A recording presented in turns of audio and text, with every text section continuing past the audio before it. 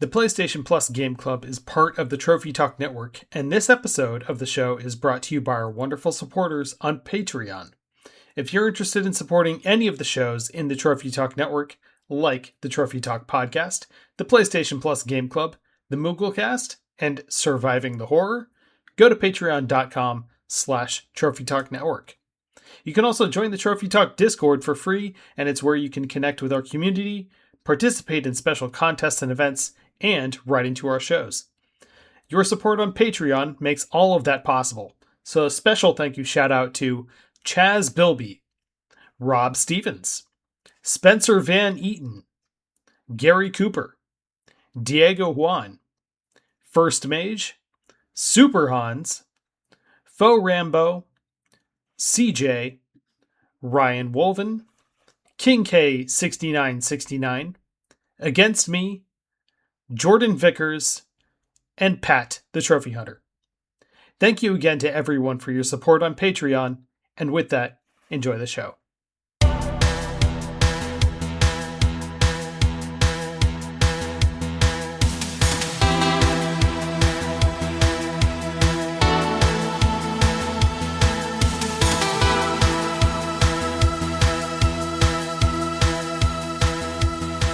What's up, Internet friends, and welcome to another episode of the PlayStation Plus Game Club. I'm your host, Kevin Garaventa, aka the Portland Kevin, and like a book club, we pick one game from the PlayStation Plus Extra Library and talk about it way too much. This episode's game is The Invincible, developed by Star Wars Industries and published by 11-Bit Studios in November of 2023. Based on the book The Invincible by Stanislaw Lem, published in 1964, the game has the player take the role of Yasna, a scientist who finds herself stranded on an alien world with no memory of how she got there. She then has to find and rescue her fellow scientists, discover what happened to her expedition, and uncover the mysteries of the planet. And helping me uncover those mysteries is the fellow Trophy Talk host, Josh Demaris. How are you doing tonight? I'm doing good, buddy. I'm happy to be here. This is my pick. For better or for worse, I'm curious to see your guys' thoughts on this game. So, what made you pick the game? So this game, as far as I know, it came out on Xbox first, and I didn't have an Xbox at the time when it did come out on Xbox. And at least I think that's how it went. And I just remember seeing a trailer, and I remember thinking, man, this game looks awesome. And I looked it up on PlayStation. It wasn't there. And I thought, okay, maybe someday I'll get to play it. But I guess I didn't realize it was a walking simulator. Not that that's a bad thing, but I know for most people, it's almost like an acquired taste of a genre. Or even if you like the game, you kind of have to be in the right mood for it. Yeah. So I was a little nervous after about an hour. I very quickly realized, oh no, this is a walking simulator. I hope the guys like this. The clips and the trailers I saw that initially drew my attention to the game, like it was almost like montagey in a way, and it would give you like some of the trailers just had like sound bites to the story. So I was like, cool. The story sounds good. It looks like there's some exploration here, some puzzle solving. At one point, I think the character was holding like a gun or some tech, and it was just like, all right, maybe there's some action to it, thinking it was like a little bit of a first person shooter. No, I couldn't be more wrong on a lot of that. But I'm sure we'll dive into all that. We will. And I'm really curious to hear how you feel about the game now that you finished it. But we also have Game Club veteran and final game reviewer Jordan Vickers back on the show. How you doing tonight? I'm doing all right. Oh, man, you're going to hate me later on when we get to a certain part. Oh, I promise to keep an open mind about this game because I have a lot of thoughts about this as well. But yeah, like, oh boy, like we were discussing this in the Discord between the three of us. And yeah, this is definitely a choice of a game that you could take it or leave it, and you'll love it or hate it. But it definitely has some flaws and has some high points that I want to get into. Before we do, though, do you want to tell us about any projects that you're working on lately? Jordan, how about you? What's happening with your show? Oh yeah. So I merged both my podcasts together at Sage Temple Studios. So like if you're on Spotify or RSS feed, SoundCloud, or check out my Patreon, all my things are free on there. With a $5 thank you tier for a new show called What I've Been Playing, just a short one. But yeah, patreon.com/Sage Temple. And you get a shout out too. So I'll be starting doing those once when I get subscribers going. Oh, sweet. As for our next project, you're on it, Kevin. You know all about it. You're super excited for it. In a couple of weeks, we will be recording our April episode of Old Game Save, where we are talking about Super Nintendo soundtracks. And Yeah.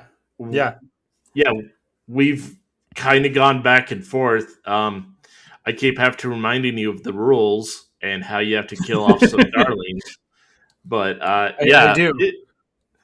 It's going to be a fun time. I can't wait for this episode. It's a kind of a sequel to a Mooglecast episode where I was on, where we talked about our underrated favorite game soundtracks with Max and Zach, and that was super fun. And I think I'll be doing this thing once a year with a new theme on my podcast. Oh, that sounds so exciting. I love the idea.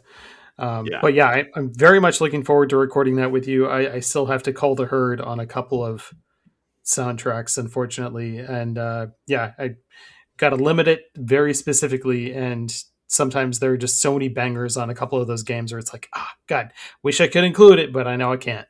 So can only take 3 tracks. And yeah, some of those games have like 7 or 8 great tracks to play. But, it is going to be a fun recording. And then Josh, you are the co-host of 2 of the Trophy Talk Network shows, the Trophy Talk podcast and Surviving the Horror. And coming up, you guys are covering for Surviving the Horror. It is Tormented Souls, correct? We are. And I just started it about 2 days ago. I'm having a really good time with it. Oh, good. Good. It's funny because coming off of Resident Evil Requiem, the joke was actually made the other night in party chat of like, well, you guys did it. Jordan, I think you made the joke like you guys played the pinnacle of survival horror. Like, how do you top it? And I was like, you're not wrong. There's probably a lot of truth to that statement, but Tormented Souls is pretty good for a little indie horror. We've played a couple indie horror games, and their indie horror can be so hit or miss. And I think this one is perfect as a love letter to Resident Evil and Silent Hill. So I'm excited to like continue playing through it. It's a fun world to explore, and I think it should be a good episode. That episode is actually going to be me, Colin, and Max is joining us as well. Mm-hmm. So special guest with Max. And then the next Trophy Talk podcast, I don't know if we have anything like special or fancy lined up. It'll probably be your standard run-of-the-mill show, but Colin is back from baby leave. He's made his appearance on a couple of our shows now. And it's good to kind of get back to normal with him in the fold. So please tune into our shows as well, and all of our Trophy Talk shows. They've been awesome lately. I've been listening to a lot of them. Yeah, and as you said, Colin is back. He did make an appearance on the special 5th Sunday episode that we had in March, and it was great to have him back on Trophy Talk. So it's very exciting. I'm glad he's got the kid now, and definitely changing the way he plays games and changing his like preferred genres. So I'm looking forward to hearing that.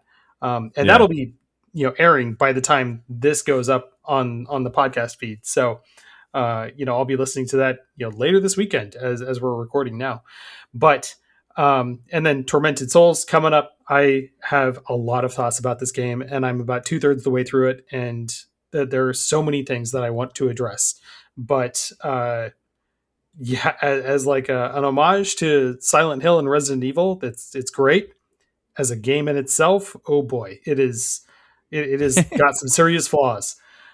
So looking forward to that episode, especially. Talking about a game with serious flaws. As for today, though, we are supposed to be talking about the Invincible. So, there was life here before.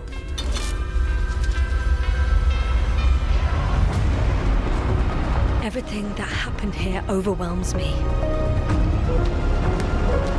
Not every mission ends in success, Doctor. We have to save what we can. Save you. What is there to understand? We have to destroy it. Even if it means destroying everything.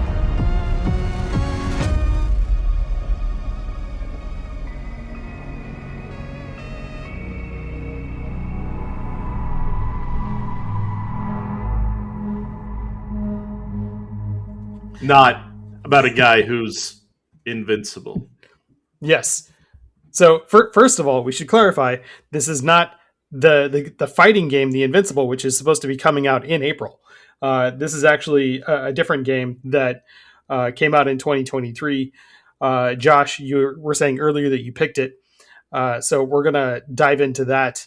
Before we do, though, I do want to throw out some Plat shout-outs that we got from the Discord. First of all, because you guys are running the annual raffle where people earn points and then like earn more and more tickets for this. Or it's not the raffle; it's a race. This one is the race, right? So people are earning points, and the first person to a certain point threshold wins the race. And you earn points by platinuming certain games. So we have a few plat shoutouts from a few people thanks to this race. First plat shoutout is Alex Desaber.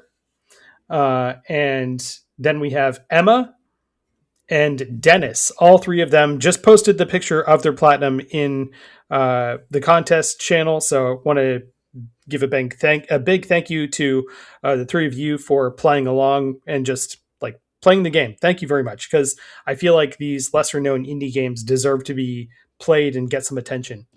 Then we also have Fate Prime coming in, continuing his plat streak. He's up to 5 now, so congrats, Fate Prime. He said, mankind versus an evolved tech that leaves the former in a childlike vegetative state once exposed. That Stanislaw Lem guy might have been onto something. Jokes aside, the art style seems to be faithful to some of the cover art I've seen for the novel, and the story is interesting enough. I will say I would have liked to experience it in something like a Love, Death, and Robots miniseries rather than a game. I thought the controls were kind of clunky and a bit tedious at times, and I had some pretty severe frame rate issues during certain sections. He also sent in a question that we are going to save for later when we broach that topic, but just off the bat, like especially pertinent to his comment, what are your first impressions of this game when you started playing it? Josh, we'll start with you. Oh, man. It's weird because I don't want to say I didn't like it, but like I said, I was caught off guard by it being a walking simulator. And I actually enjoyed a lot of my time with this game. I think there's a lot of goodness to it. It looked beautiful. It looked really beautiful. I think the sound effects with all of the kind of like retro future space tech, a lot of like the sound effects from those and the radio chatter, all that was like really fun and engaging. I thought the storytelling with the comic book was kind of interesting, but there's definitely some stuff to be desired. There's a lot of questions, which I don't think the game really fleshes out. I haven't read the book, so I assume the book probably answers some of the questions. For example, one I have is like, why are all these different exploration crews like essentially in this little like scuffle with each other? Yeah, like we're all humans, we're all space travelers, and it feels like it's corporation versus corporation, or like science team versus science team is kind of the vibe I was getting. But so on that note, or sorry, how do I want to word this?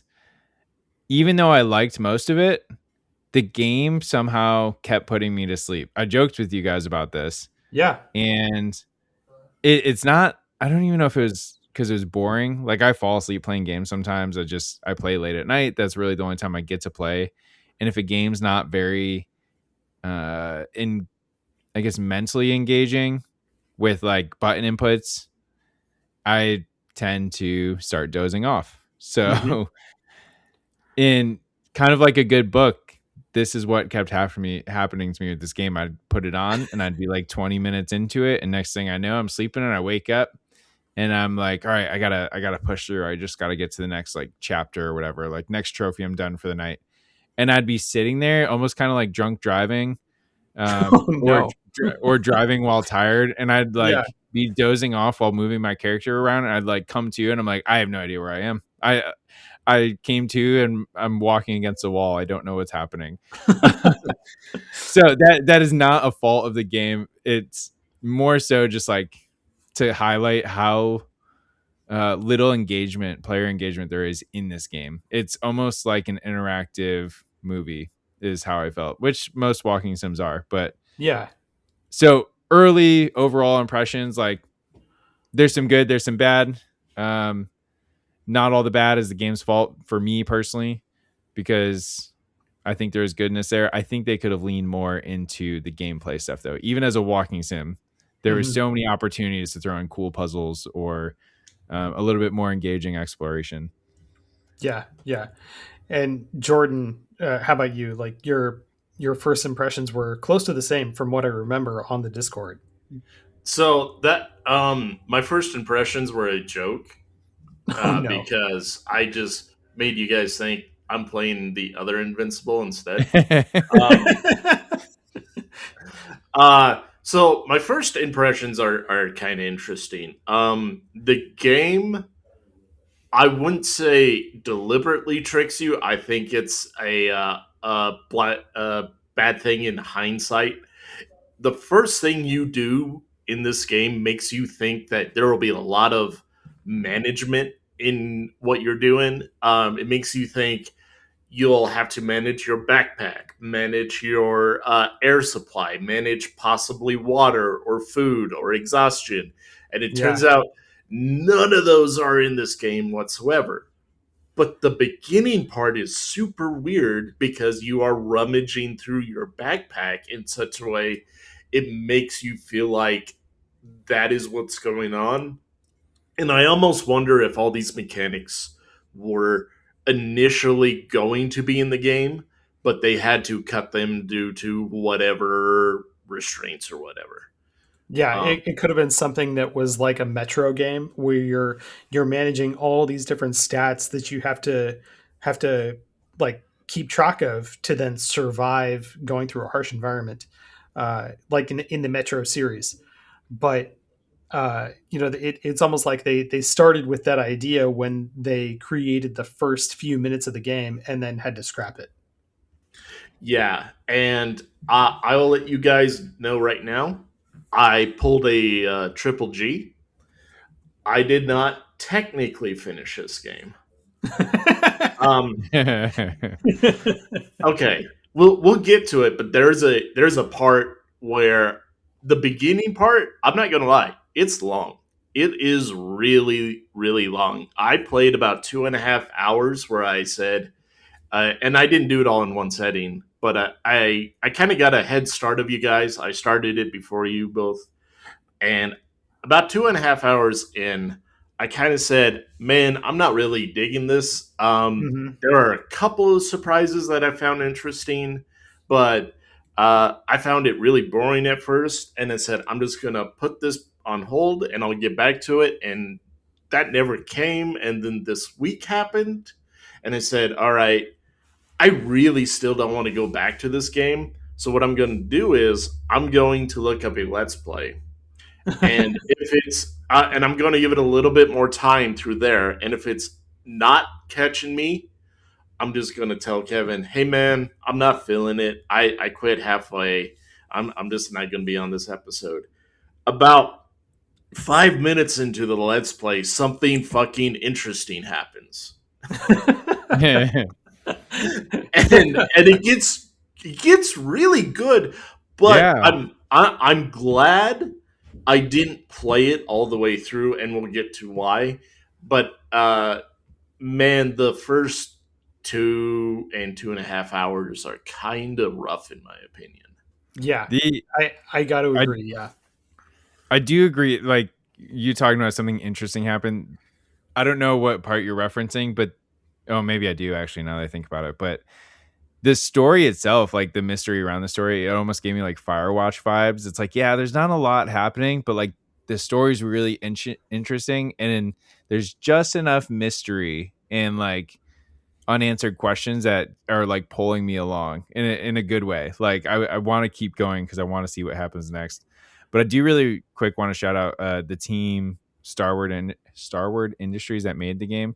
I think you guys may be onto something where this was like their first game. It's listed as their first game.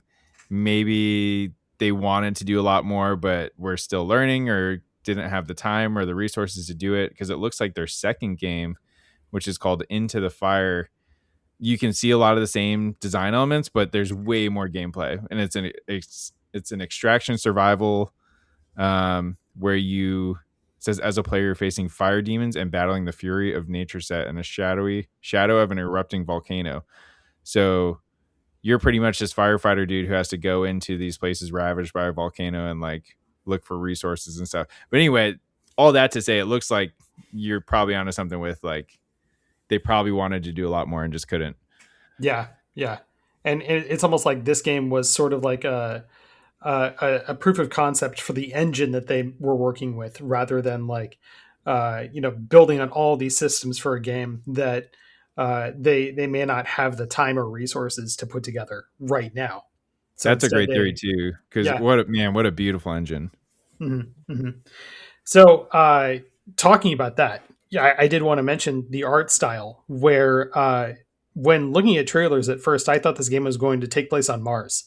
It doesn't. It takes place on just some other random planet called Regis 3. And this is a beautiful looking game most of the time, where I very rarely found like geometry seams or like flaws in just like how the architecture of the world was built. It is great looking as far as like a lot of the effects go, and like draw distance.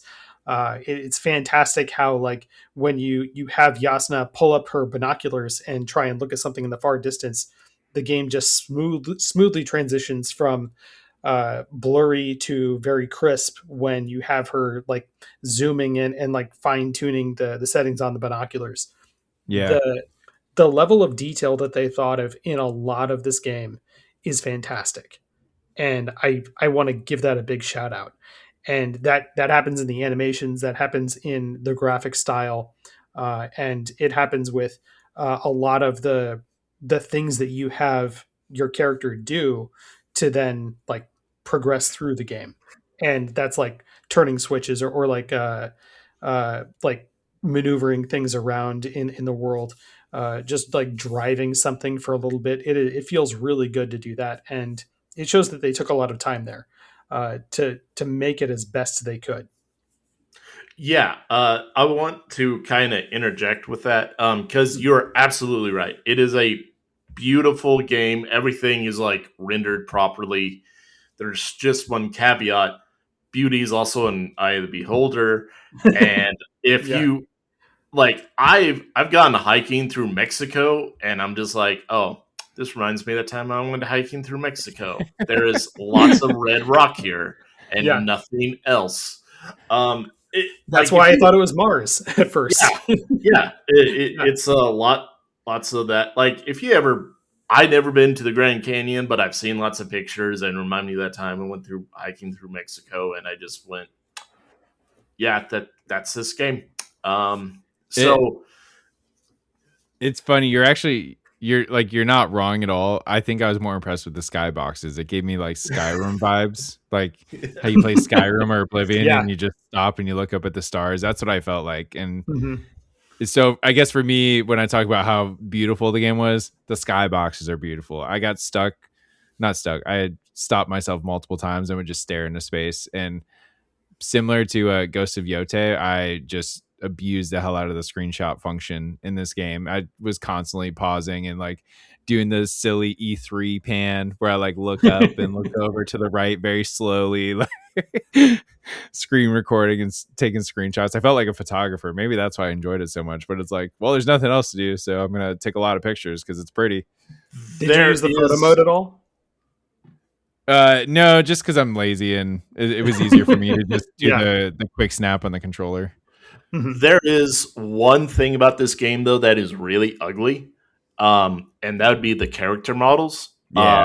There's one part later on where I just like, oh, I see where the budget ran out. Holy crap! Because there's a character near the end of the game. He's moving around and doing shit, and it looks bad. It looks so fucking. Oh, it almost looks like a person playing with dolls in a way, because they're literally hanging over a control panel, and you see their hands over the shit, but their fingers aren't moving, their mouths aren't moving. It's kind of weird. And then there's another weird aesthetic about this game, and we'll kind of get more into it, but you're getting two genres blended in together. Realistic,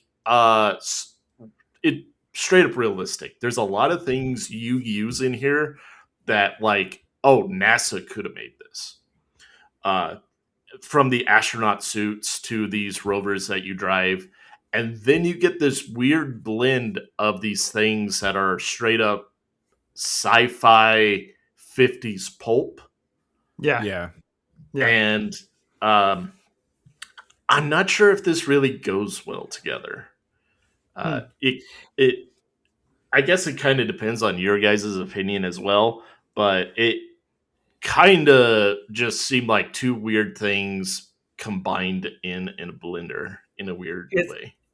It's definitely a choice as far as the art style goes. When it comes to like their ship design and the tool design, it feels almost retro futuristic. Similar to like how you look at how they like design the tech in the new Alien movies and the TV series that came out last year. You know, they still try and adapt what the tech looked like in the movie from 1979, and because of that, it sort of has to take on this retro futuristic look to it, where everything is like big and bulky, and you know has like a bunch of like big glass screens that are definitely cathode ray tubes. So they have to kind of like adapt the past to look like it's futuristic in a sense, and that's what this game does. When you look at like the tech that they are using, like the tools, the little radar gun definitely looks like something from the 70s. The landers that they have looks like something out of the 50s, like bad TV shows or bad movies about another planet. That is the kind of feeling that I get from this. And according to Wikipedia, the actual development team was going for that art style, where they wanted to have something that looked like it was off the cover of the book, The Invincible. And like, yeah, it is definitely a choice. It still looks great, but it can be off-putting because it doesn't look like they belong together sometimes. Yeah. And I think the thing that really stuck out to me was this rover that you drive. It straight up looks like a rover they would put on Mars, but inside there's this one panel with vacuum tubes on it, and that's like where the 50s sci-fi stuff comes from. And it's kind of jarring, but the rest of the design, I'm like, yeah, NASA built this shit. That's exactly what this looks like. This is Dr. Yasna reporting. Do you copy? I'm entering the campgrounds. Is anyone out there? Oh, it's just an Androbot. Androbot!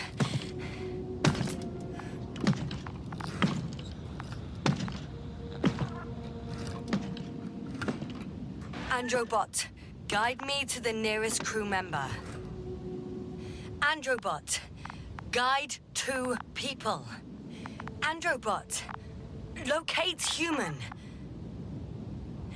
Damn! I always like to ask, who do you think should play the Invincible? Jordan, who would you recommend this to? So that's kind of an interesting question because I think if you're still listening, I feel like we should have answered this beforehand because we just spoiled everything. Sure. Yeah. I know. Yeah. Yeah. Well, because I would honestly say this is for people who like an interesting sci-fi mystery and people who love walking through space museums. Sure. But hold on, Jordan. Like, through the magic of computers, I can just put this segment at the beginning of the show. Folks, don't worry about this. We'll spoil everything in a few minutes. But Jordan, again, who do you think should check out the Invincible? People who love walking sims, sci-fi mysteries, and space. Great. Yeah. Yeah. Josh, what about you? Through the power of the internet and technology. I would agree with everything Jordan says. I think if you like walking sims, especially the ones with lesser gameplay, like true walking sims like Firewatch or Gone Home, where you're just walking through kind of an interactive storybook, I think this game is perfect for you.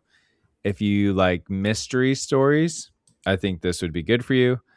If you like anything space related, I think this would be good for you. Yeah. I do want to caveat. It can be slow at times, but I do think the overall story is very good. I like it a lot. Not like overall, I like it a lot. I like this story a lot. I wish the gameplay left a lot to be desired, but yeah, any walking sim fan is going to know exactly what they're getting into when I talk about limited gameplay. So, oh yeah, yeah. So I feel like I feel the same way. The story itself starts out really slow, and you have to be willing to put up with that for, I don't know, a couple hours. But it does start to move itself along once you like start to figure out what's going on. And there were times where I was feeling like, oh, I know more about what's going on here than the characters have figured out just by the power of observation. But still, I enjoy what the story turns into close to the end.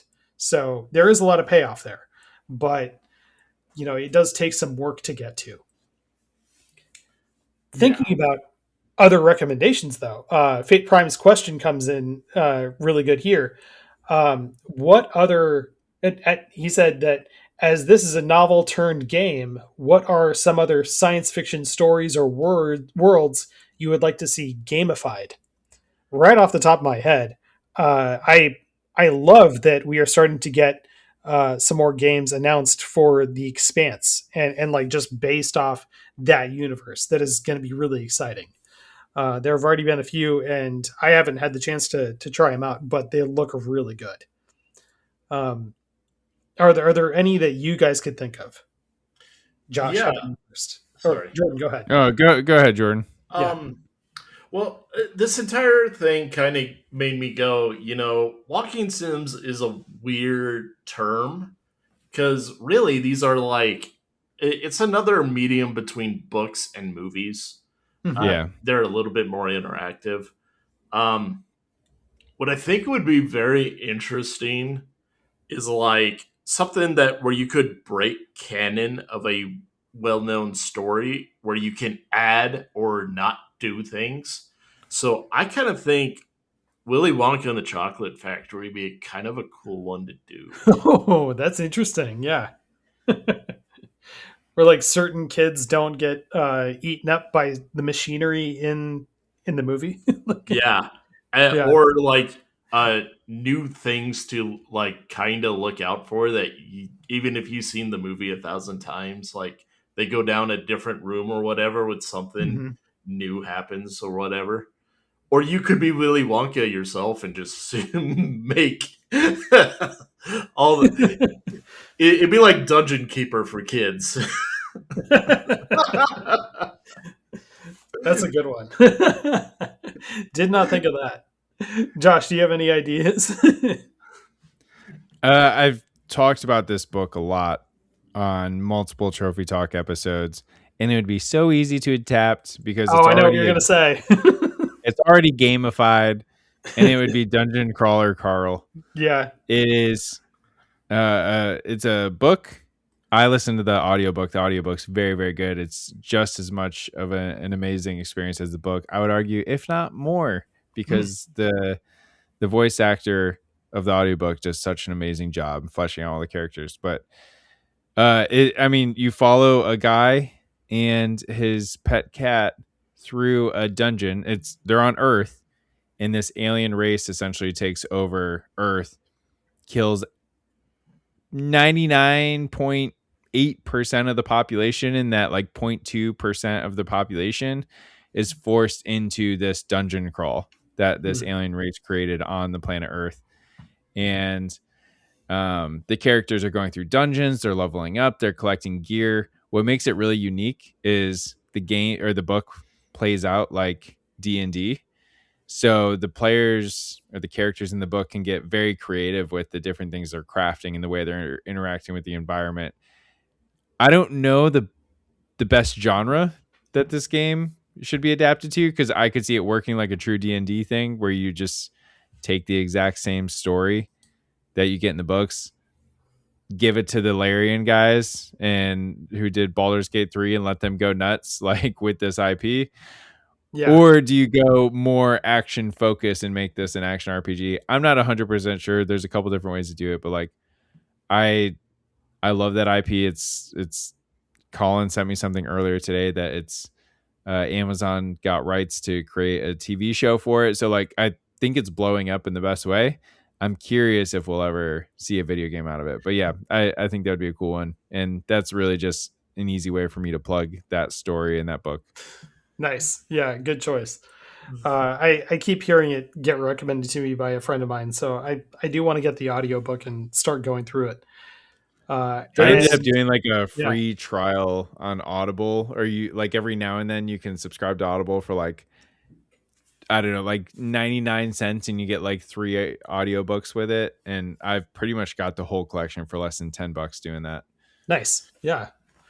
The one that I could think of it as like a world that I would want to see like made a game using is the Dark Tower by Stephen King. Oh, another great one. So good. That one I imagine it's like, okay, they wouldn't make the game like the story from the books, the game. They would just make a game in that world, in that universe. Yeah. And I imagine it would be kind of like Crimson Desert, where you just have this giant open world to just do stuff in. And at the center of it is the Dark Tower. And then there's all this kind of stuff that's happening around it that you interact with. And then, like, you know, if you haven't read the books, there every once in a while there are doors that just appear standing in random places. Like there's just a door on the beach somewhere, and when it gets opened, it leads to another dimension. And we kind of start getting into the Stephen King multiverse kind of thing, where he starts pulling in characters from other books, where like a character from Salem's Lot shows up, or Flag from The Stand shows up and is an antagonist to the main character in the Dark Tower series.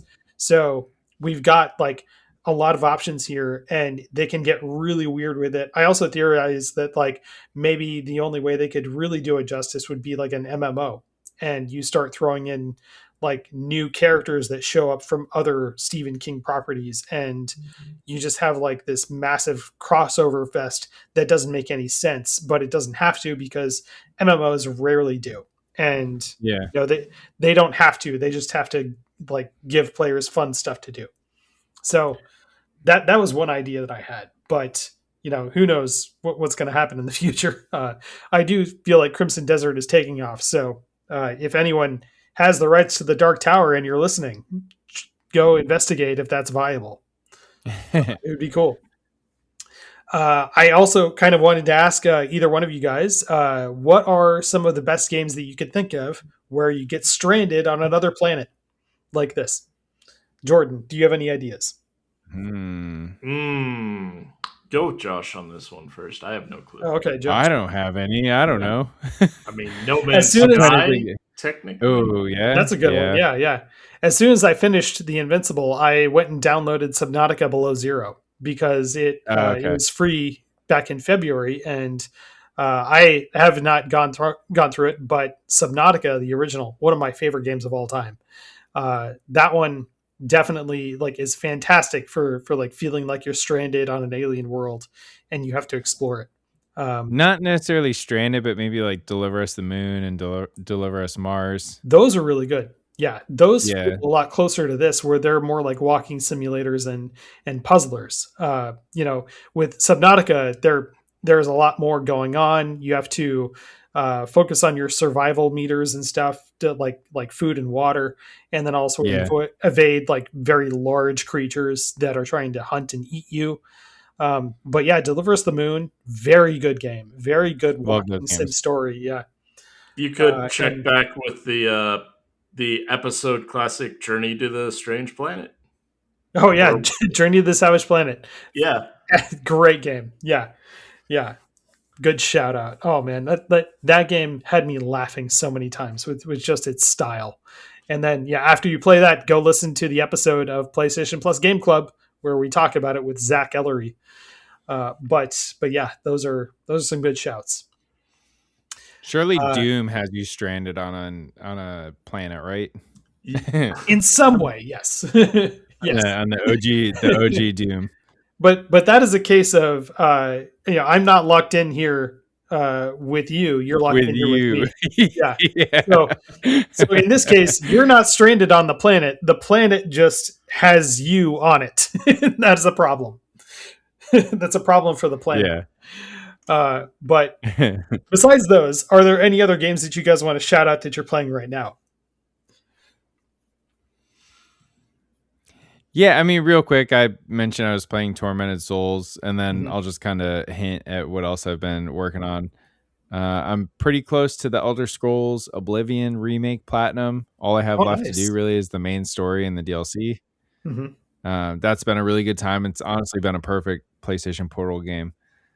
That's kind of it. I have dabbled in Crimson Desert a little bit. I don't know why. I'm liking it, but I'm afraid to fully commit, just knowing how long it is. What does fully commit mean for you, though? So, huh? What does fully commit mean for you? Yeah, you're kind of going out of it. I don't know. Like, I don't. How do I want to word this? Knowing it's a 300-hour platinum, it's hard for me to make it a side game because it feels like a game you need to play full time. Kind of like an MMO. It honestly plays like a single player MMO in a good way. It's a lot of fun to explore, and I'm worried if I get too sucked into it, I'm just going to ignore the rest of my backlog for the next like 2 years. Mm-hmm. So I think I'm hesitating a little bit, like letting myself fully just get absorbed into that world because I have been enjoying it, honestly.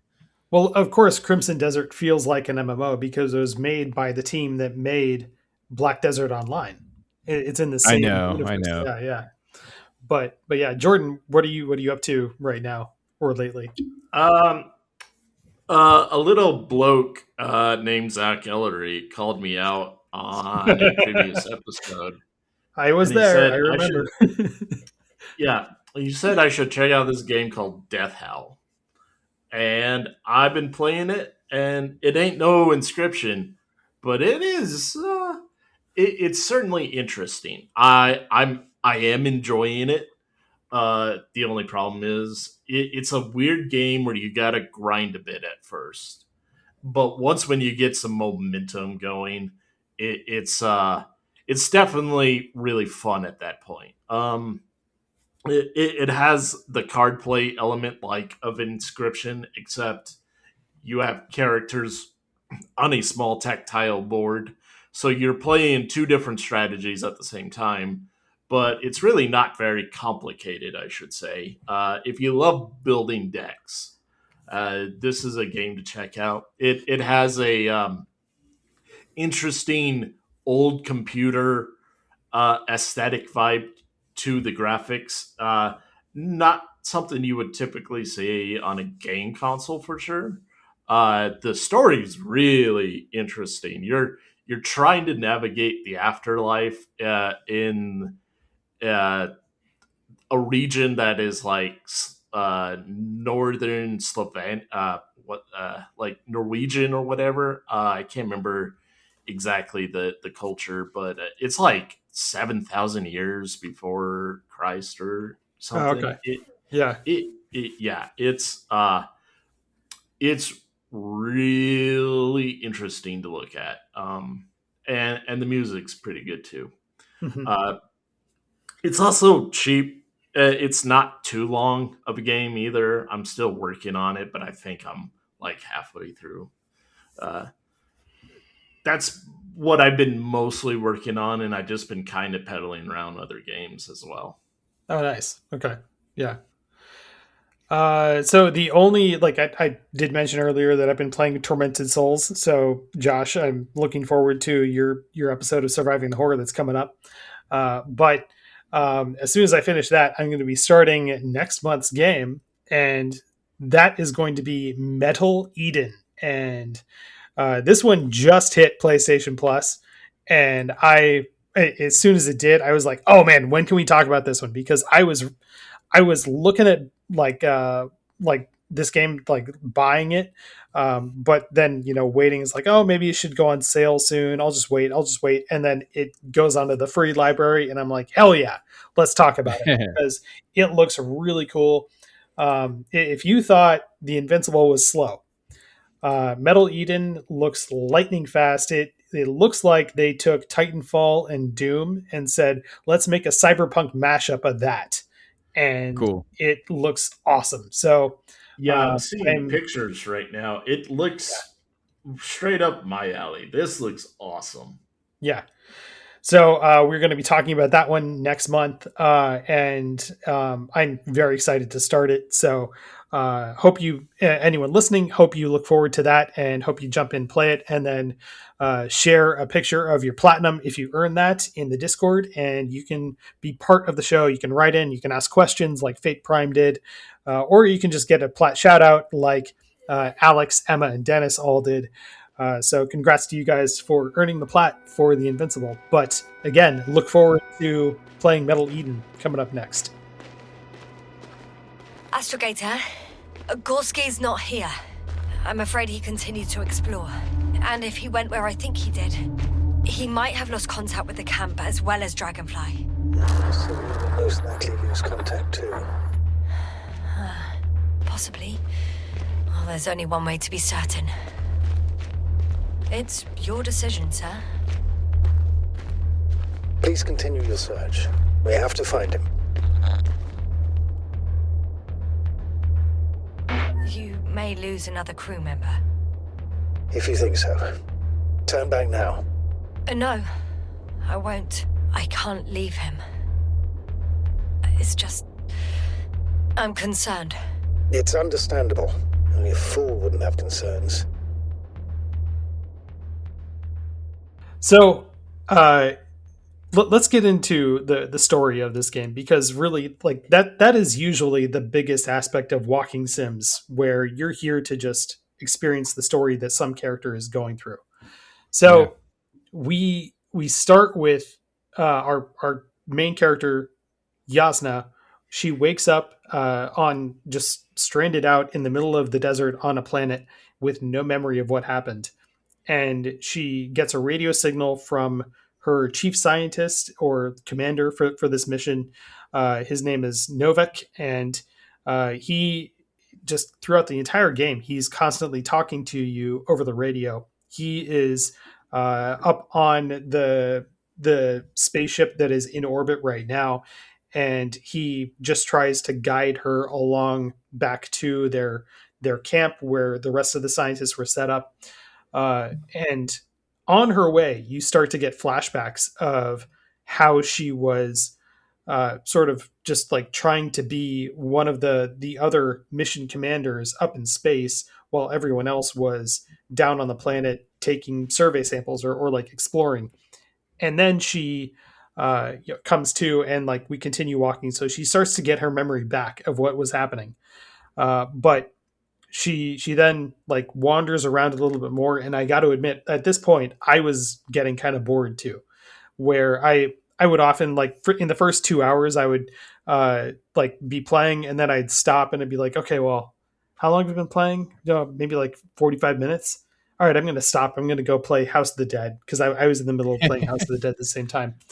Much more dynamic and a lot more happening in that game compared to this. So that might be one of the reasons why I was feeling a little bit bored. But we have her finally reach the camp, and she discovers a couple of the other scientists are still there, but they are now catatonic, or that they are just kind of like rocking back and forth and ignoring her presence. So something has happened to these scientists, and with Novik's help, he sends down a lander, and she loads all of their all of them into the lander.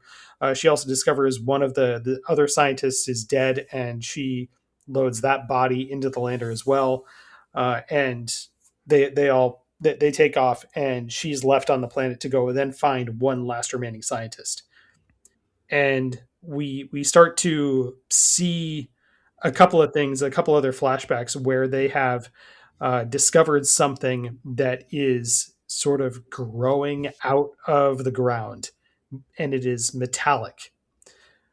Here was one thing that I found kind of off-putting about the whole story, is that they were just kind of like, well, we don't know what this is, but we suspect it is some sort of plant or something. Like is it some form of life? And like, I was thinking to myself, guys, obviously this is something that you shouldn't be going near just so frivolously.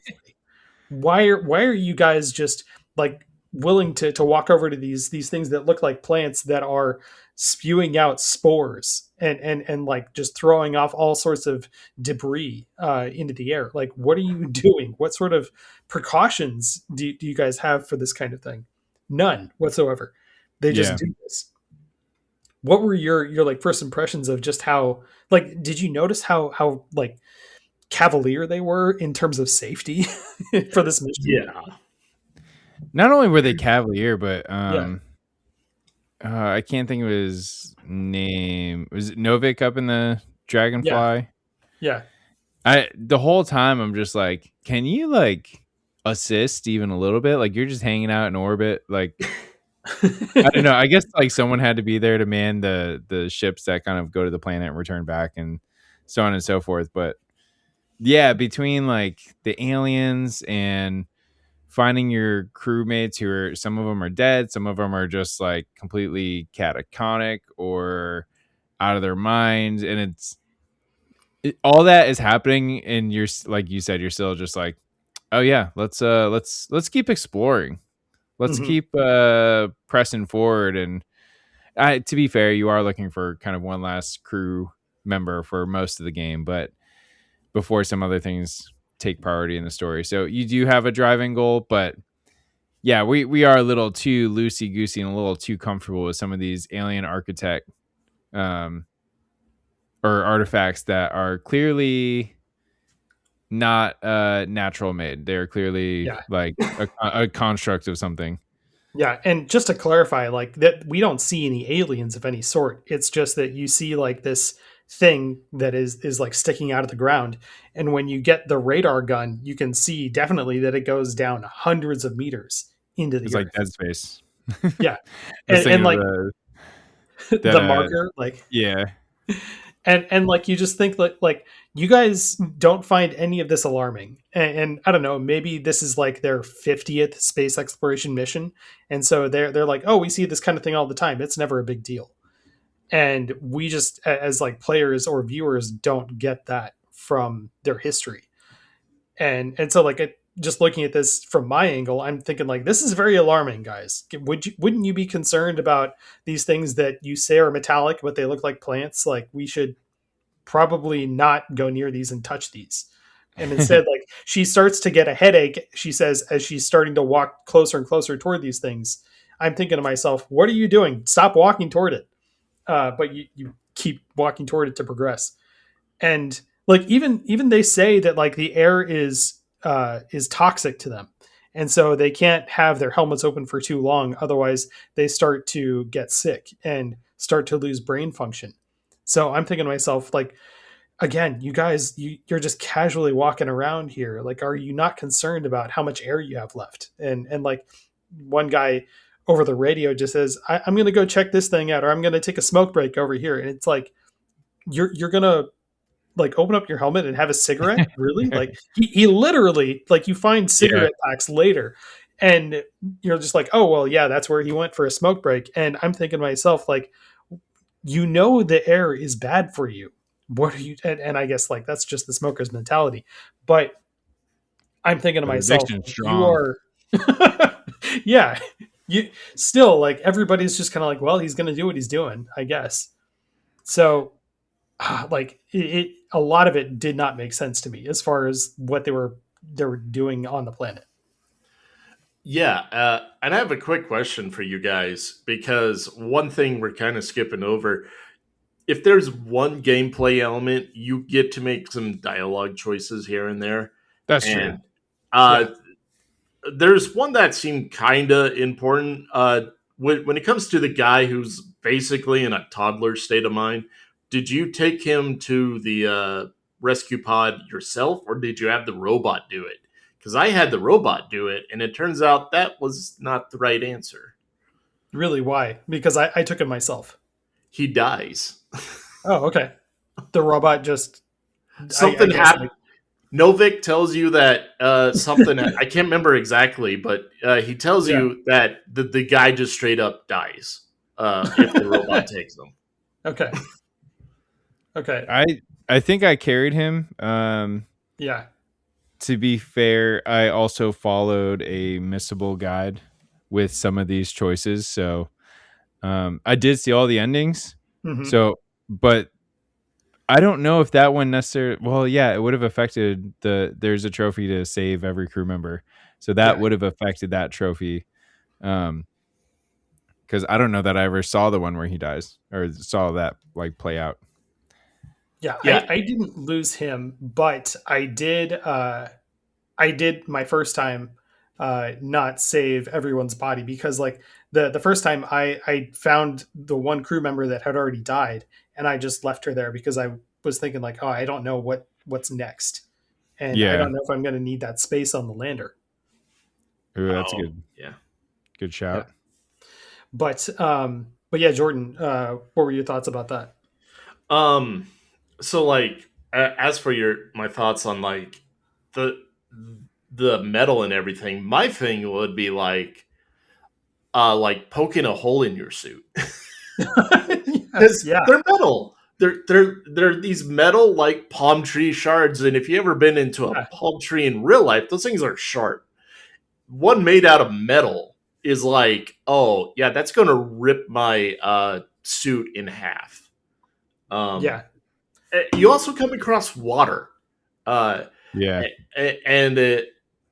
she wades through it like it's nothing, and I'm like, oh, that must be one strong suit, because like, what the fucking hell. I'd be more afraid of something living in the water too, because they also talk about a fish. Like, where did you get this fish? So we do find out there's other organic life on here. There is life on the planet. Because you discover that, I think, in one of the flashbacks when she's up on the ship and is kind of observing her members on the planet through the different technology they have. It looks like radar, like a radar scope. And they were like, the conversations the team was having were about the fish in the ocean. And like half the team split up. And the one guy went to smoke, like Kevin said. And yeah.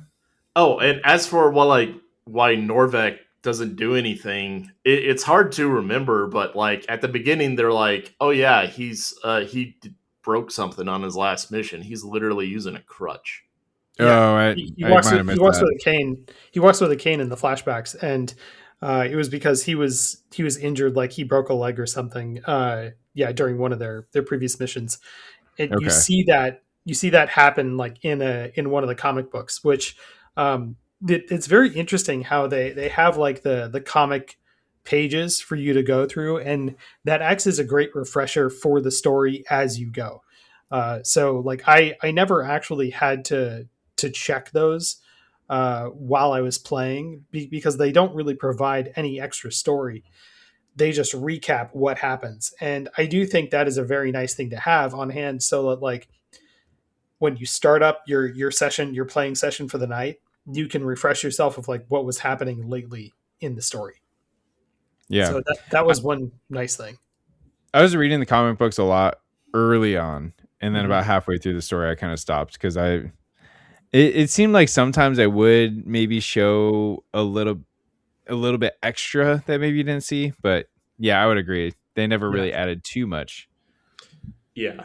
And another thing, like around this point in the story, when you discover these organic things, you have a little helper robot floating around you, and you can name it and whatever. I named mine Luna out of the choices. But it adds a little bit to the mystery because it does something a little bit weird later on.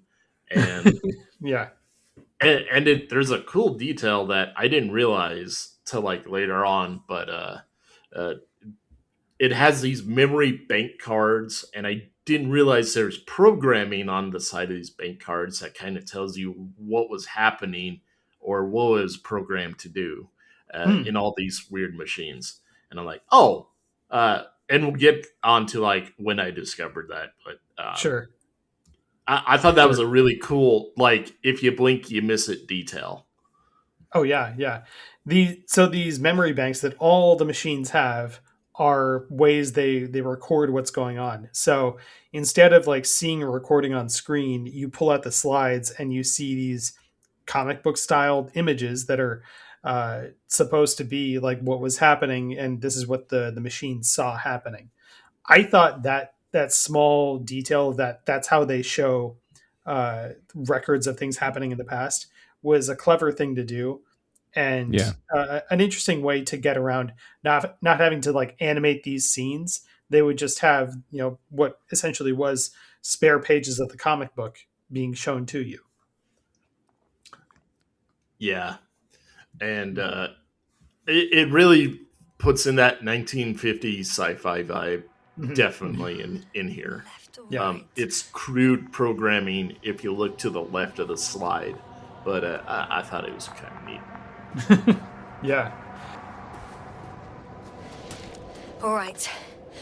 I'll squeeze through the passage. 2 more hours. Huh?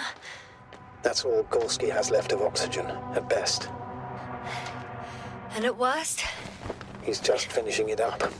Though it all depends on his activity.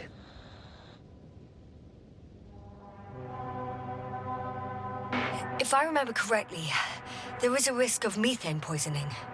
That's right. According to Dr. Krauter, negative symptoms can appear after an hour. Maybe after a few hours. I think he'll find Gorski by then. Let's hope so.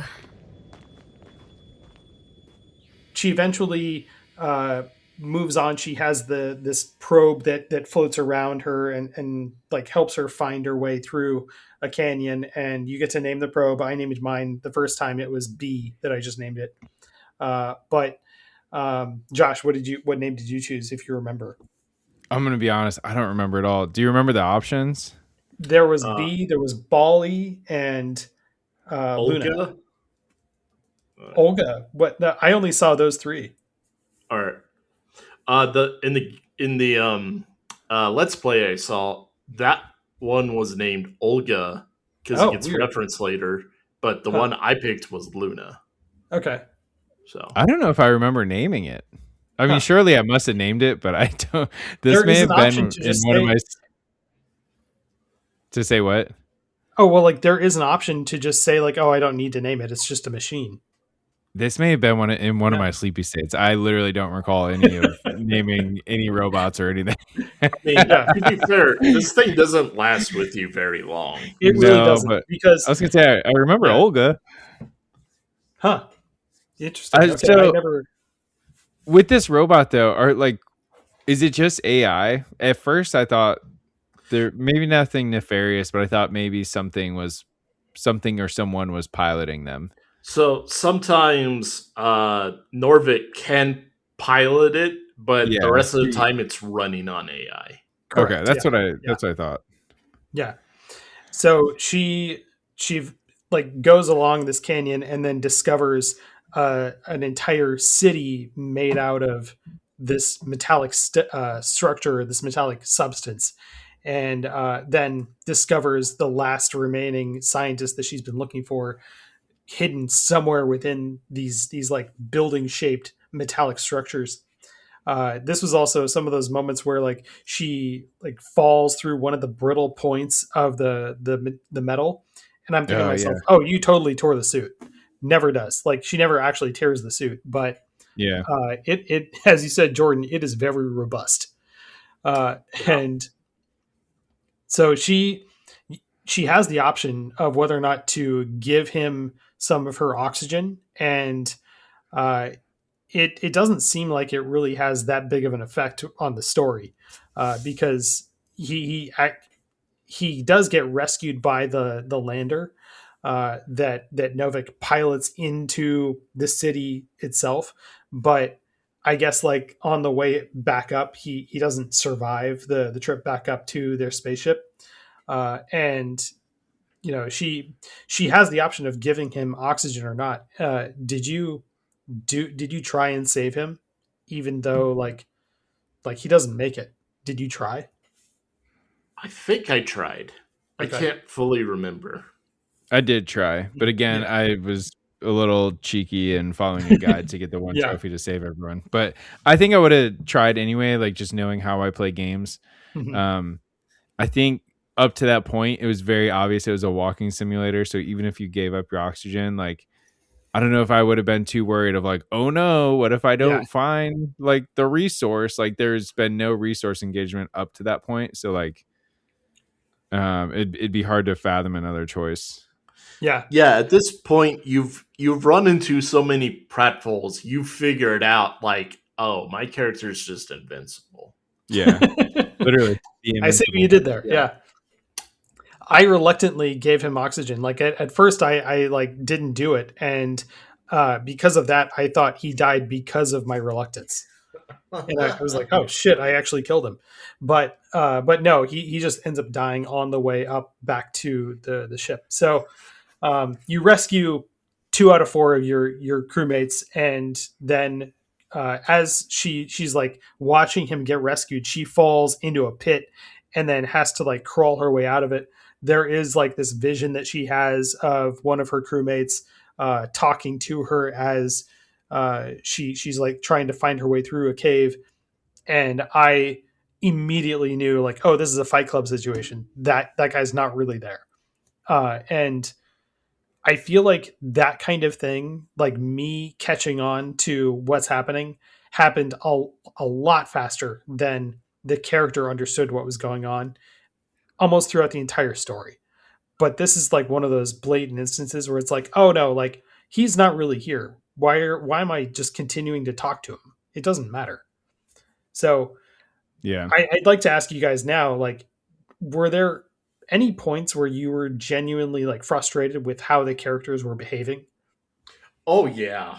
I'd say like through most of this game, I'm like, people are making some really, really stupid decisions. And immediately, like, I don't remember what it was that tipped me off, but it was really early on. Like, this Novik guy, he's hiding something. Like, yeah. I thought he was hiding something too. Like, and I mean, spoiler alert, you go through the whole game and he's not. Like, yeah. And he's fine. Yeah, I thought there was possibly something nefarious with him as well. But yeah, I don't know why. There's a couple of interactions and a couple of things he says where I'm just like, what do you like? You're being a little too pushy right now with like what you're trying to get me to do. Like, and I don't like that. I'm the one down here in the dirt. Like, but yeah. Yeah. Okay, so you get out of the cave. You find a rover that was left by a rival company that was also exploring the planet, And no. Before that, you come across like one of the thing that kept me going just a little bit longer. It kind of something that makes you go, maybe you can get hurt in this game.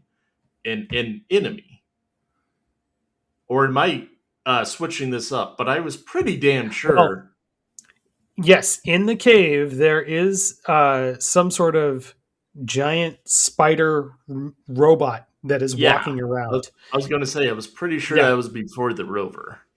Yeah, so like in the cave there is a giant spider machine that is walking around, and it is from this rival company that is exploring the planet.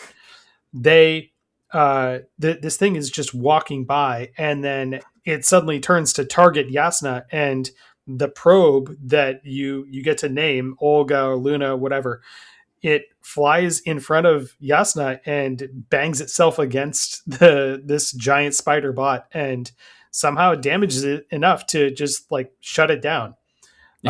Surprisingly, and like the probe sacrifices itself, and you have this moment of where like Yasna might feel sad about it, but you also have the option of saying like, well, it was just a machine, it's fine. But yes, like this giant spider thing is walking around, and you thought this was like an enemy that you had to evade or fight, right, Jordan? Yeah, and then when you after everything happens at the end, you're like, oh, that wasn't even an option. Like this thing still can't hurt me, and that is 100% solidifies like you can do whatever the fuck you want in this game. You can't die. There are, I'm trying to think, like there are some fail states, like moments of like fail state happening, but most of like almost always you're going to just like be stuck in some kind of loop, or like you're not going to be in any sort of real danger as far as like getting your character killed. So it is definitely a walking sim that just has some, I guess like danger painted over it, but it's not really there. And this lets you know two things. Lets you know that the other nation, the Allies, are in fact here. And secondly, they are not friendly whatsoever. So you just need to stay away from them. Yeah. And even if you aren't like actually going to see them, you should steer clear of them. And the next thing she does is she gets a rover, and you have the option of either going to the landing spot where Novik is going to send down a lander to pick you up, or you go to the Alliance base. And this is something that creates a very large divide in what endings you can get in the game and what situations arise from just like the last few minutes of the game. They depend on this choice. On your first playthrough, did you try to go to the Alliance camp first or to the landing site? On my first playthrough, I think I went straight back to the landing site. And then when I went back to see the different endings, this is actually where a lot of a major choice affects the ending. The second playthrough, I did the alternate, and I was very glad with my choice on the first playthrough. Me too. I think I messed up here because I pretty damn sure this was an instant where I accidentally pressed a button before I saw the options. But at the same time, I didn't think too much about it because, like, with the exception of that one guy dying, it seemed like by then you probably had 50 dialogue options, and were like, well, no way that one mattered, right? I'm trying to think. Was this one the dialogue choice, or is it when you're in the rover and you can split off to either go left or right? It's in the rover, and you can choose to go left or right. Yeah. Okay. I think I went towards the not the base, the escape. The landing site. I said I went to the landing site. I went to the base first. Oh, okay. So you did the opposite. Yeah. Yeah. Sorry, I misspoke. Yeah. No, that's fine. I'm glad that we have it like a divided thing for our first playthrough, because going to the landing site first is what I did. And I thought to myself, there's no way it's this easy. Something is going to go wrong. And of course, he sends down the lander and it comes out of the clouds and crashes into the ground in a fiery blaze of glory. And I thought, oh, of course, like the game is not over, like not by a long shot after 3 hours. Not even close. Yeah. So I mean, this was almost like the halfway point. It felt like I think this was like the start of chapter 5, if I remember. Maybe I did go to the Allied base because I don't remember that at all. But I do remember, like, once when the rover ride was done, I called my session there for the night. And that's when I didn't realize it at the time, but that's when I gave up. Oh, no.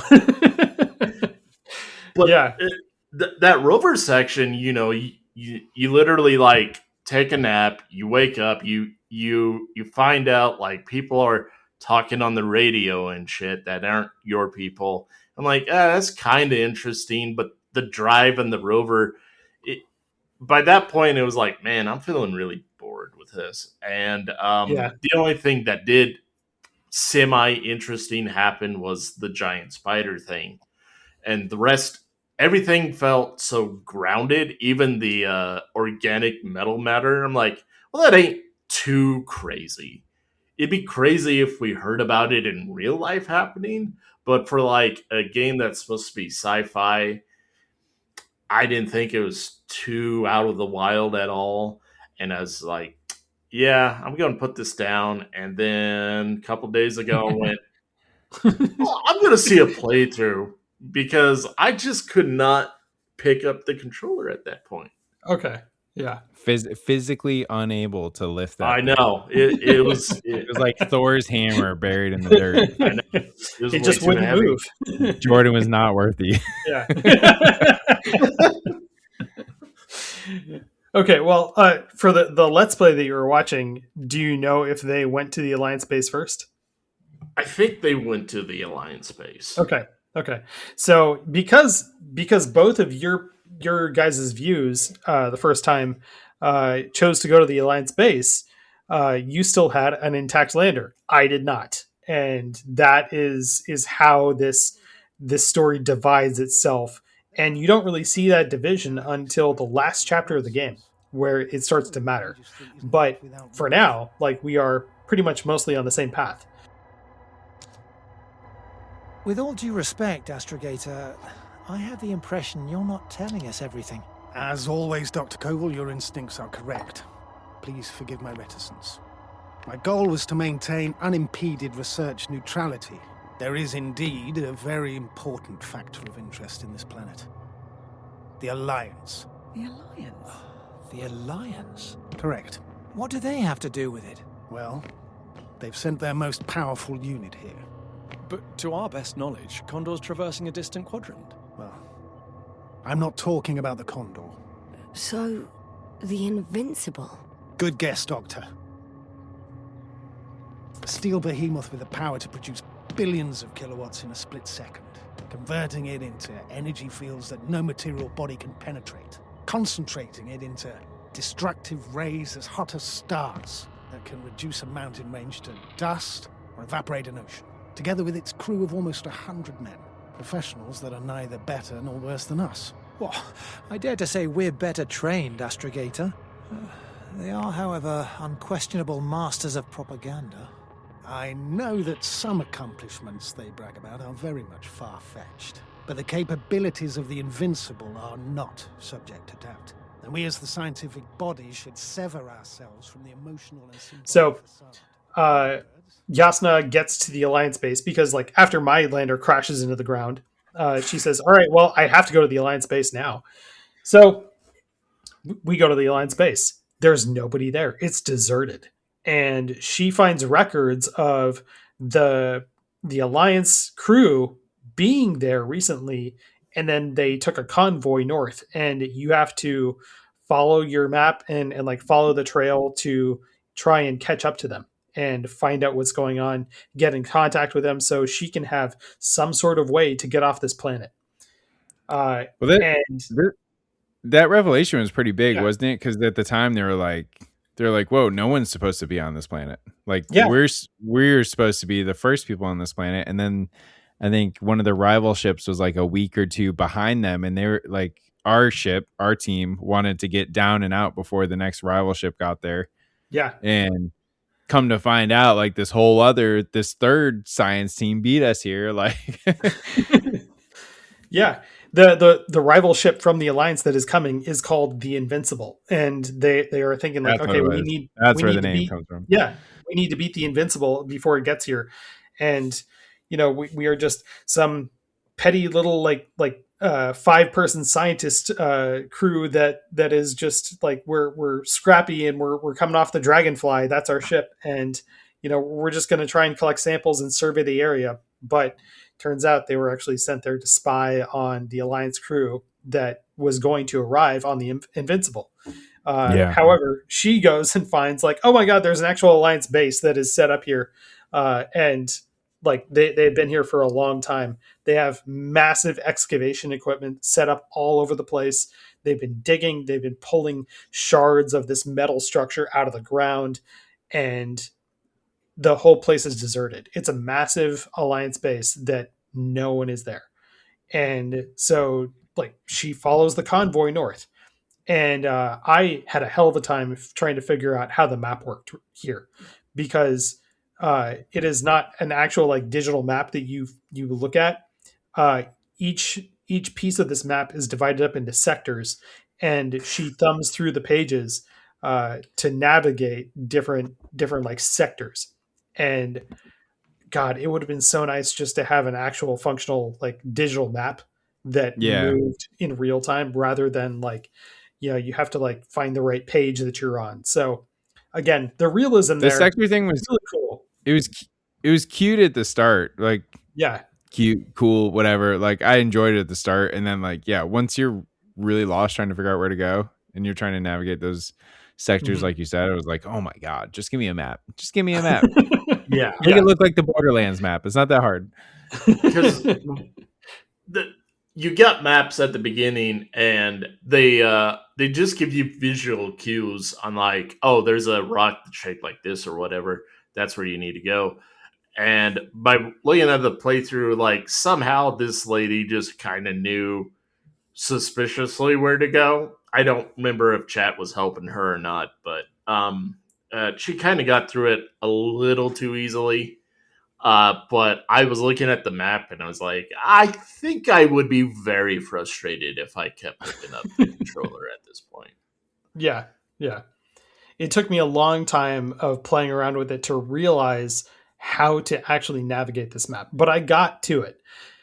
Even on like hours worth of like playing with it, though, I was still getting lost and confused and trying to figure out, wait, what sector am I looking at? And then which one is the one that I need to actually look for the right area that I'm trying to get to. So like it was difficult and cumbersome, but I appreciate the originality of what they were trying to make here, because I've never seen anything do it like this. And I think with some refinement, it could be done a little bit better and be really cool. So, I mean, hopefully that if they did throw this kind of thing into that second game you were talking about, Josh, then maybe it works a little bit better now. But you eventually navigate northward, find where the convoy is supposed to be, and again, nobody's there. You do start to find a few dead bodies of the Alliance crew, and you get to see a record of what happened to some of them. One of the spider bots that was there with them, that was supposed to be helping with the excavation, turned on them and started to kill them. And then, she finds also more of the metal structures and figures out that these like flower-like things that are growing out of the ground are also part of the building-like metallic spires that sit underneath the rock that grow subterraneously. And then these flower-like structures that remind me kind of like dandelions, they produce what the Alliance survey team was referring to as fruits. And these tiny little grape-like fruits will then shoot off the metallic flower and fly up into the air. And they referred to these as flies. And these are microbots that create a cloud of machines that will then like start doing stuff. She starts to surmise at this point that these metallic machines have evolved from other machines, and they are seeing some sort of metallic evolution.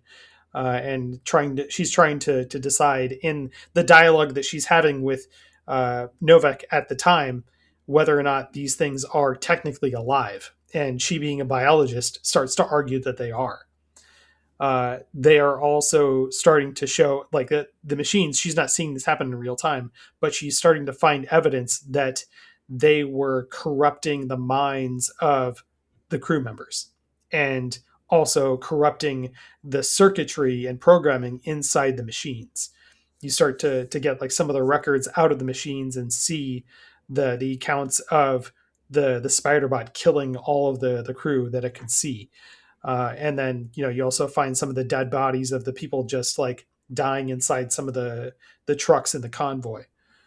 And, all this time she is still saying like, oh, we need to get the samples from the convoy and take them back to the landing site to then get off the planet with the samples. I'm thinking to myself, no, just get off the damn planet. Don't worry about the samples. That's a bad idea. Yeah. Yeah.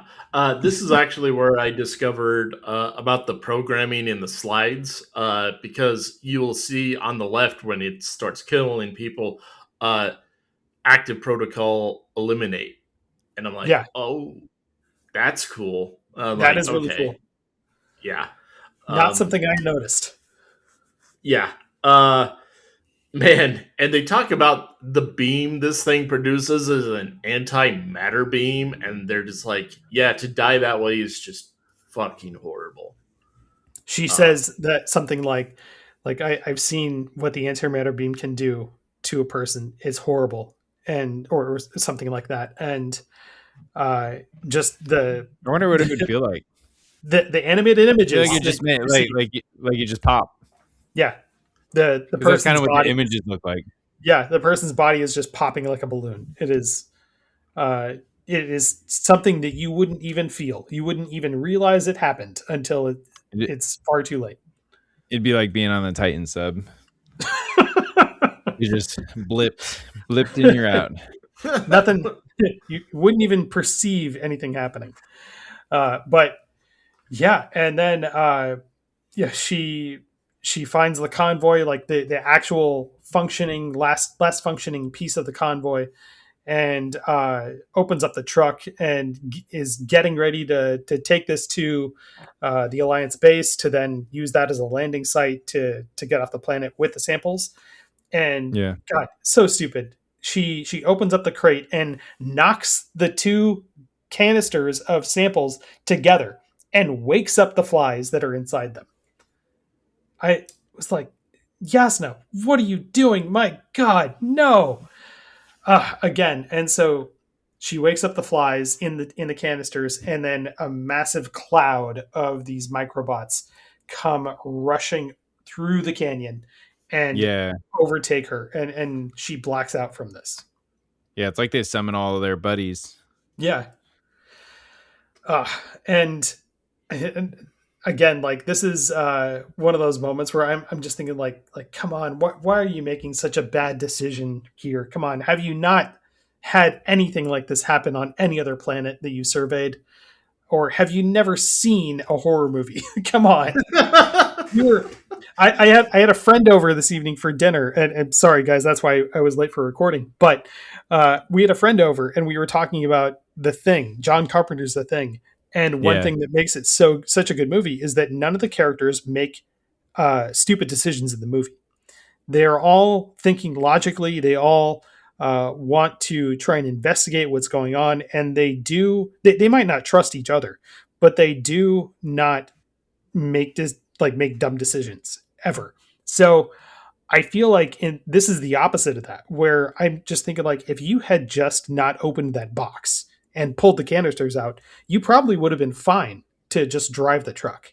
But instead, like, here they come. Here comes the swarm.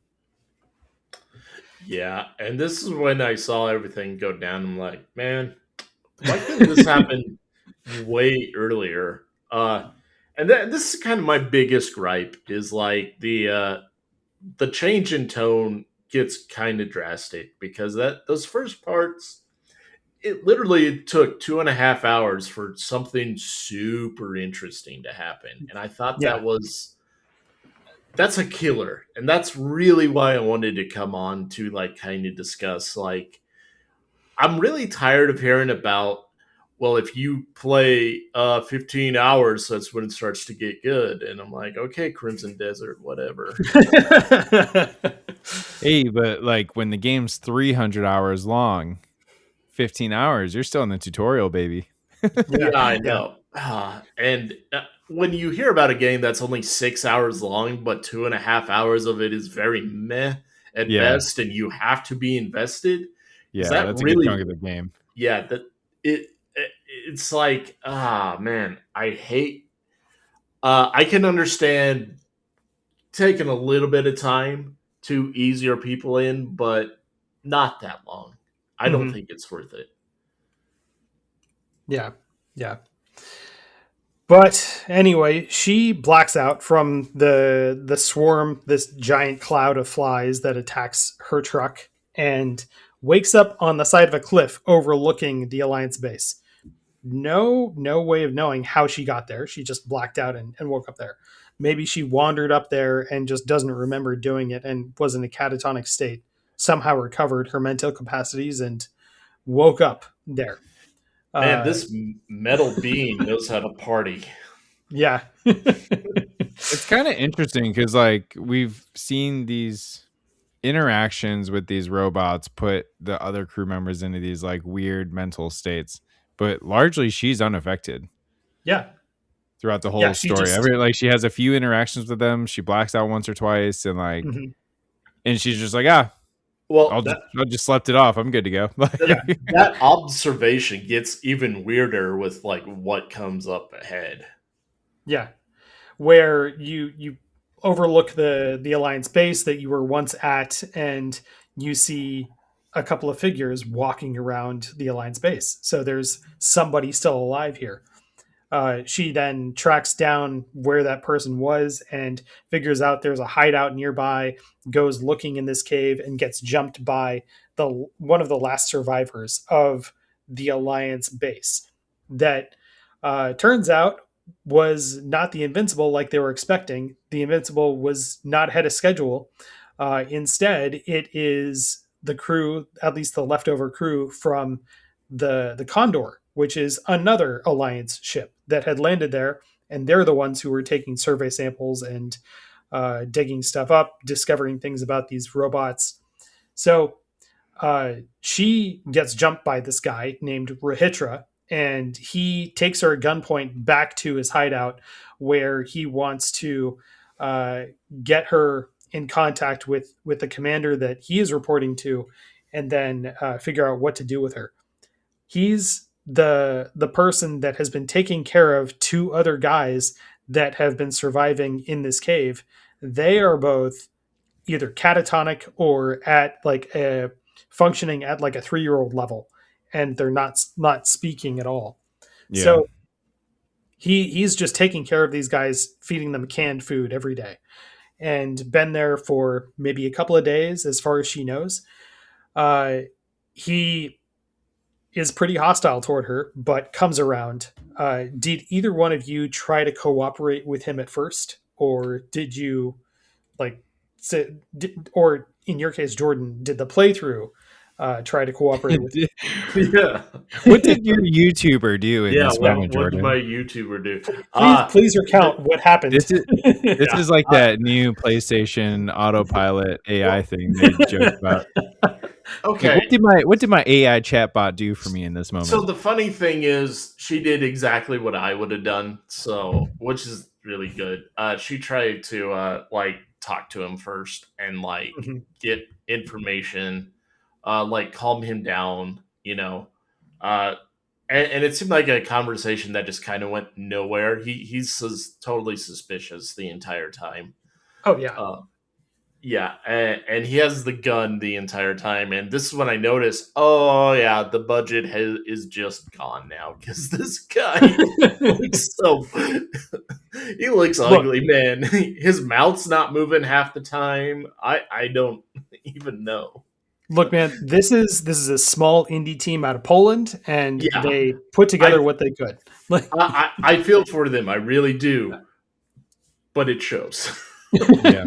okay, yeah, I'll give you that.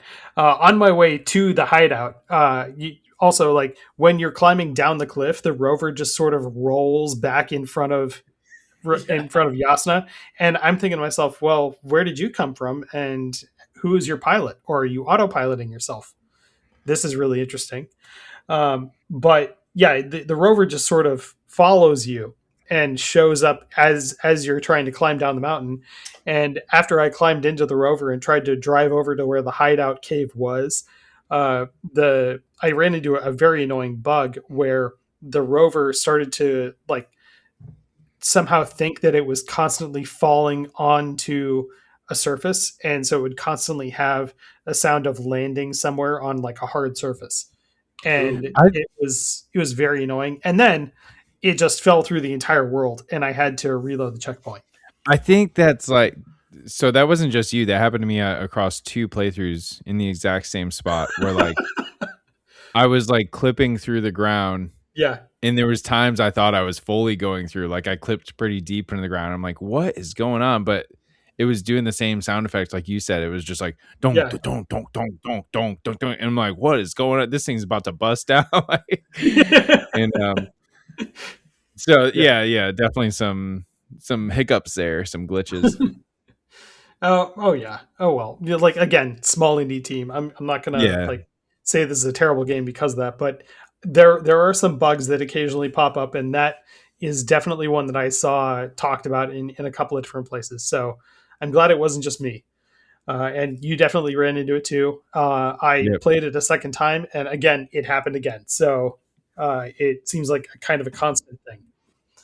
But yeah, I wanted to shout out just a small bug that seemed to happen repeatedly and reliably. When was the last time you had something to drink? The last time? I don't even remember. Thought so. It's water. Local, but treated. Go ahead. You must be thirsty after everything you've been through. Thank you. Oh, I needed that. Me too. You've been silent for nearly 2 whole seconds. Very funny. Do you really know what's wrong with them? I know what caused it. And how. This planet is inhabited by microbots that your scientists have called flies. Millions of microbots. A real cloud. What? A cloud of flies, which can literally erase the human mind. Wash away all memories. That sounds... Can you prove it somehow? You'll find everything in my journal. The course of events. Pictures of the cloud. Should I throw it? No, that's enough throwing. We'll do as follows. I'll give that astrogator of yours a message letting him know you're alive. Then I'll read your journal, and in the meantime, you will get some rest. You've been through a lot. Take my bedroll if you want. So as after you've convinced Rahitra that you need to cooperate, or you just sneak out while he's asleep, you end up crawling through the cave that is underneath their hideout and discovering a massive pile of empty cans that was the canned food. So there's your first clue that something is up. And you find another rover that you're then supposed to take to find the rest of the Alliance crew that was headed towards the Condor and was going to find a way off the planet. And they were taking everybody there, and Rahitra stayed behind. So you find them, and or at least what's left of them, unfortunately. The truck that like the head truck that was on their way there is just loaded with dead people. And It is a mass tomb, as Yasna describes it, and you also get a recording of Rahitra trying to contact his commander, and it is just the same thing over and over and over. But this isn't like a repeated recording that it is being played over and over. He has recorded the same thing every day for hundreds of days. It's revealed that he doesn't remember recording anything after he goes to sleep. He doesn't remember the day at all. He still thinks that they just they just divided their crew, that this disaster just happened, but it's been like at least 400 days or something. Anyway, Yeah, I like that reveal. We find out he's essentially Drew Barrymore from 50 First Dates, and he's forgetting every day. Exactly. Yes. I thought of that exact movie. Yes. I did too. Yeah. I mean, it comes into play like in a few moments, like in a bit we're going to talk about, as we creep up towards the ending. Like he mentions it a few times, like, hey, I only have a couple hours of clear of this clear mental state. We need to act now. Yeah. And so it's really interesting, and it's kind of, I don't know, it's kind of sad that this crew's just been stuck here. You thought they were there for maybe a couple days, and then as you go on, like you said, you get hints that they were there for a long time. There's a reason a lot of their vehicles are buried in sand, like so deep. Like how would vehicle, and then the huge mining rigs, and your characters even talk about it as you pass them, because I don't think we talked about some of that stuff, which it's kind of just stuff in the background, but you'll see huge mining rigs. And if you think about it, like if they were only there for like a week, and I think they talk about it, is like, how did they get all that there so fast and set up? Like, it doesn't make sense. And then you, like you said, you see the cans of food, and then you hear this recording, and like, boom, all of it makes sense. Like these guys have been here for a long time. Yeah. And they've just all either died or gone crazy, essentially. Mm-hmm. And then died. Yeah. And then died. Yeah. Yeah. But you reveal that, like, what's interesting also is that if you do cooperate with Rohitra, he goes to sleep, and so do you. And then when you both wake up in the hideout, he doesn't remember Yasna, and he's hostile toward her again.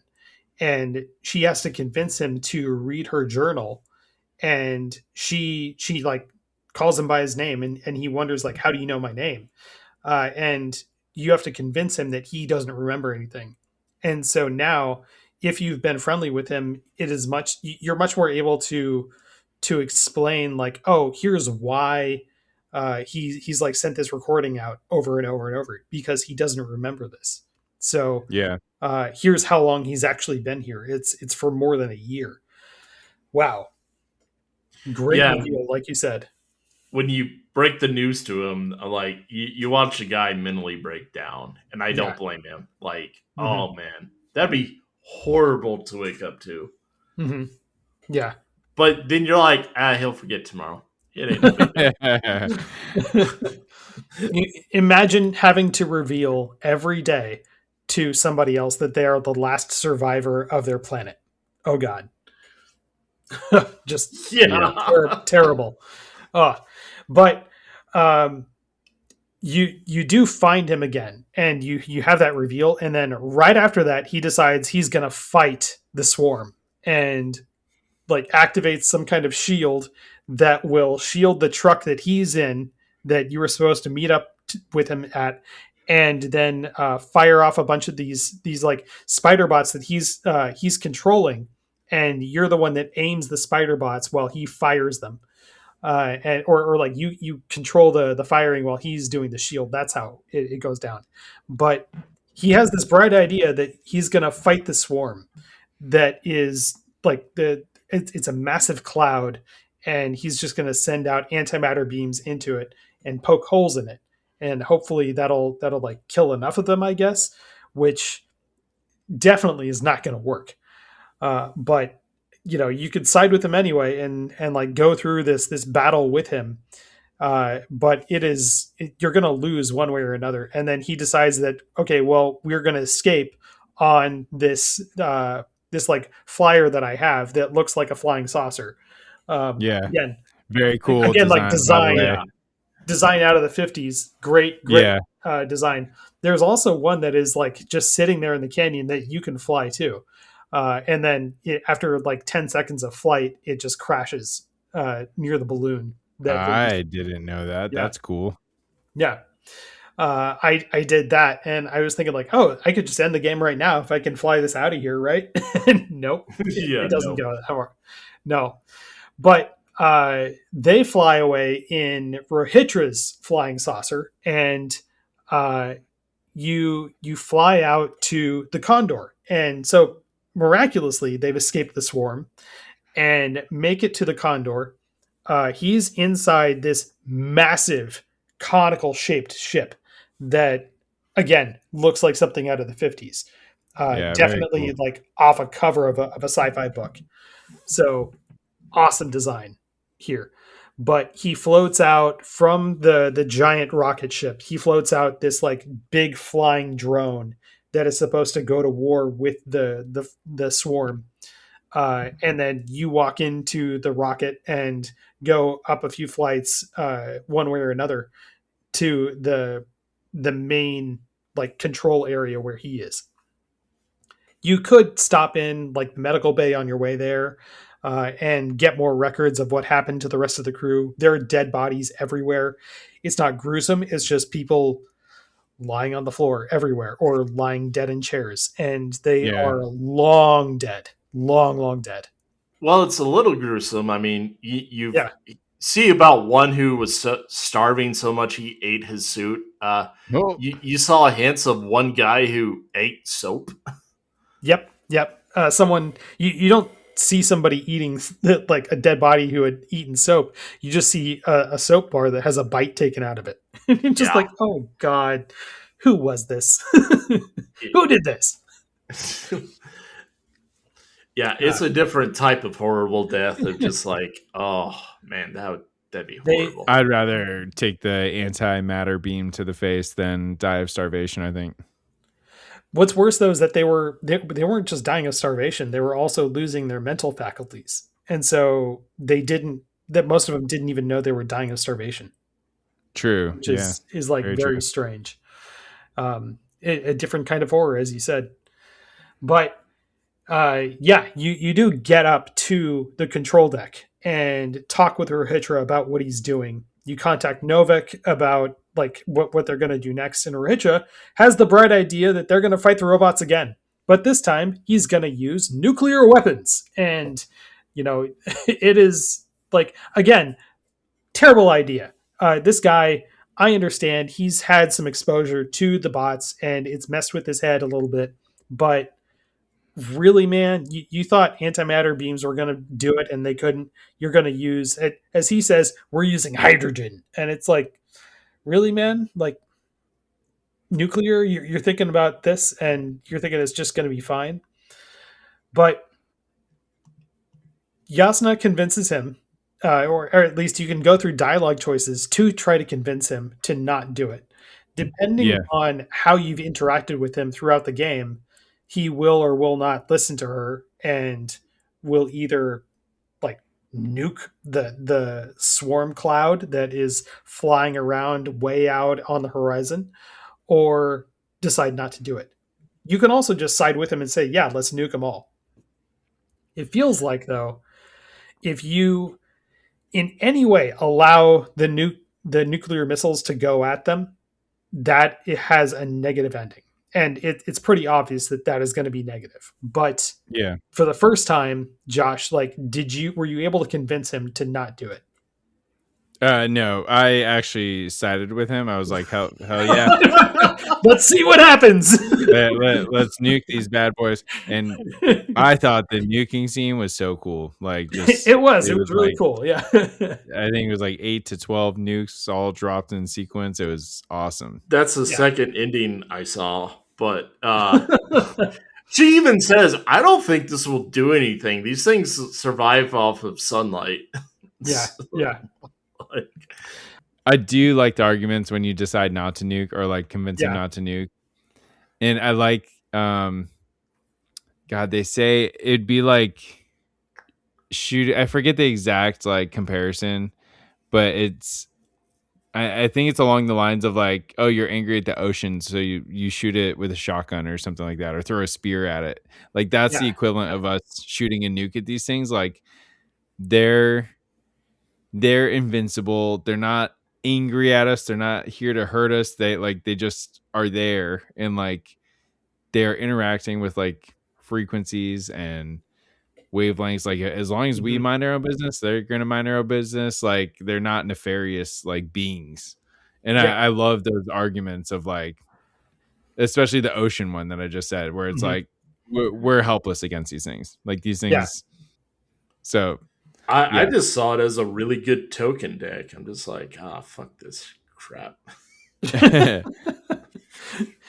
Yeah, it is a very cool philosophical argument that you get into with him about whether or not these things are alive, whether or not they are like a conscious enemy toward them, and even if whether or not they can be destroyed by conventional means. And so like, even if you could destroy almost all of them, even if like one or two of them survive a nuclear blast, they will replicate. And if you were to even destroy the entire planet, they could survive in space theoretically, because they yeah. don't need any sort of atmosphere to survive. As you said, all they need is sunlight. So where's the What do they best place call it? you're going to Like get that? Like, they were calling it like necro evolution, I think. yeah, because these things evolved as like the best survivor, and they were thriving off of the death of other machines. So these machines evolved from larger machines, and one argument she makes is that they evolved out of necessity to be smaller, and so like the thing that used less resources evolved, and it survived and evolved because it could outlast those larger machines. And like this is where like the like very grounded science fiction stuff got really interesting for me. um, and I loved this part of the story, because then you could see the philosophical argument about, how do you define what is alive? If it's Yeah. metallic in a machine, is it technically conscious, and is it hostile towards us? Would you consider it alive if it is inorganic, and if it can't be killed by being deprived of resources like oxygen and water? So this is why she refers to it as the Invincible, because it is an invincible being that cannot be destroyed, even if you destroy or like take apart almost everything. It's going to find some way to rejuvenate itself. Mm-hmm.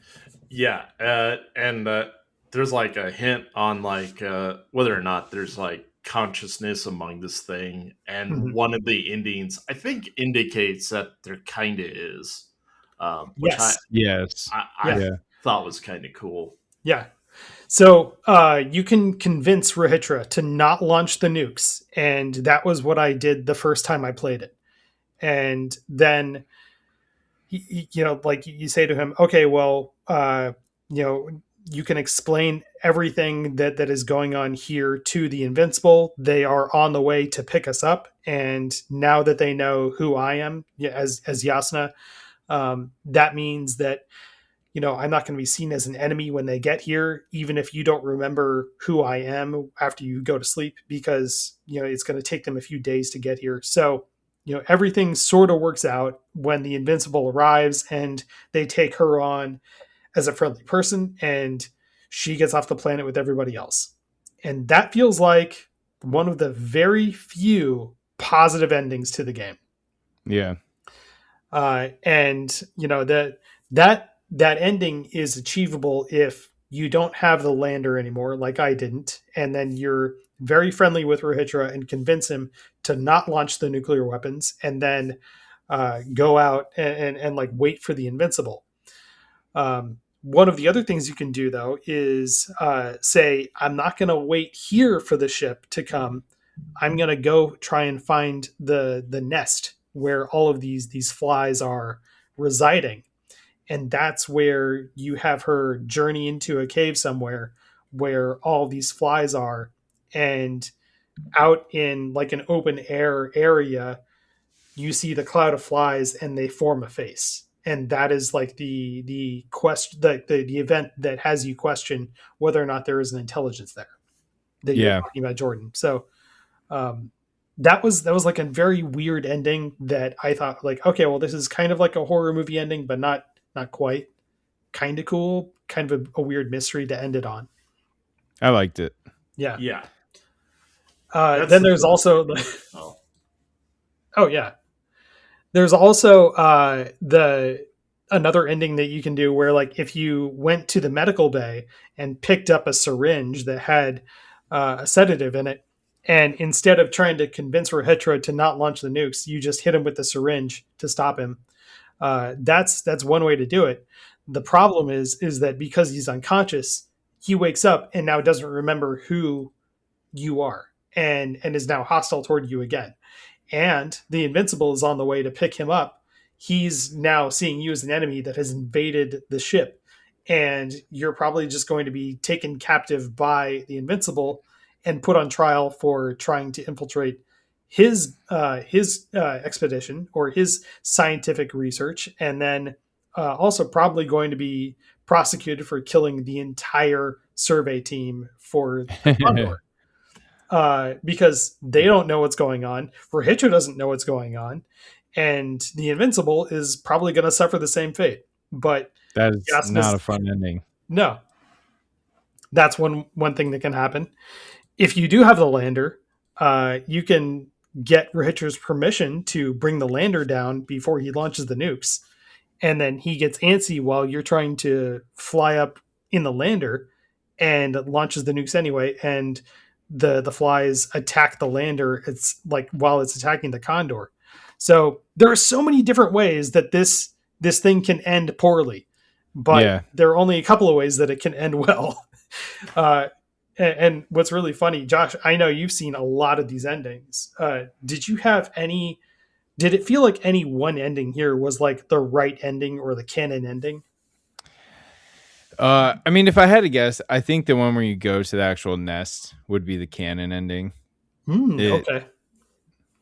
I don't know why it felt like it just felt like the proper true ending. And maybe I felt that because instead of the game ending in the ship and the rest being cutscenes, like you ended in the ship, got some cutscenes, and then you went back into, it wasn't long, but you went back into a playable space where you're just like, you progress forward through this new like fly nest area, and you're having these conversations on the radio, and then you kind of find like the home of the flies, I guess, where these huge swarms keep originating from. And like you said before, like they like swirl around all crazy, but then they start to like form up, and then they like turn into a face, and it's just kind of that whoa moment of like, whoa, okay, like there is some sentience here. Like maybe they were a little bit wrong with the whole idea of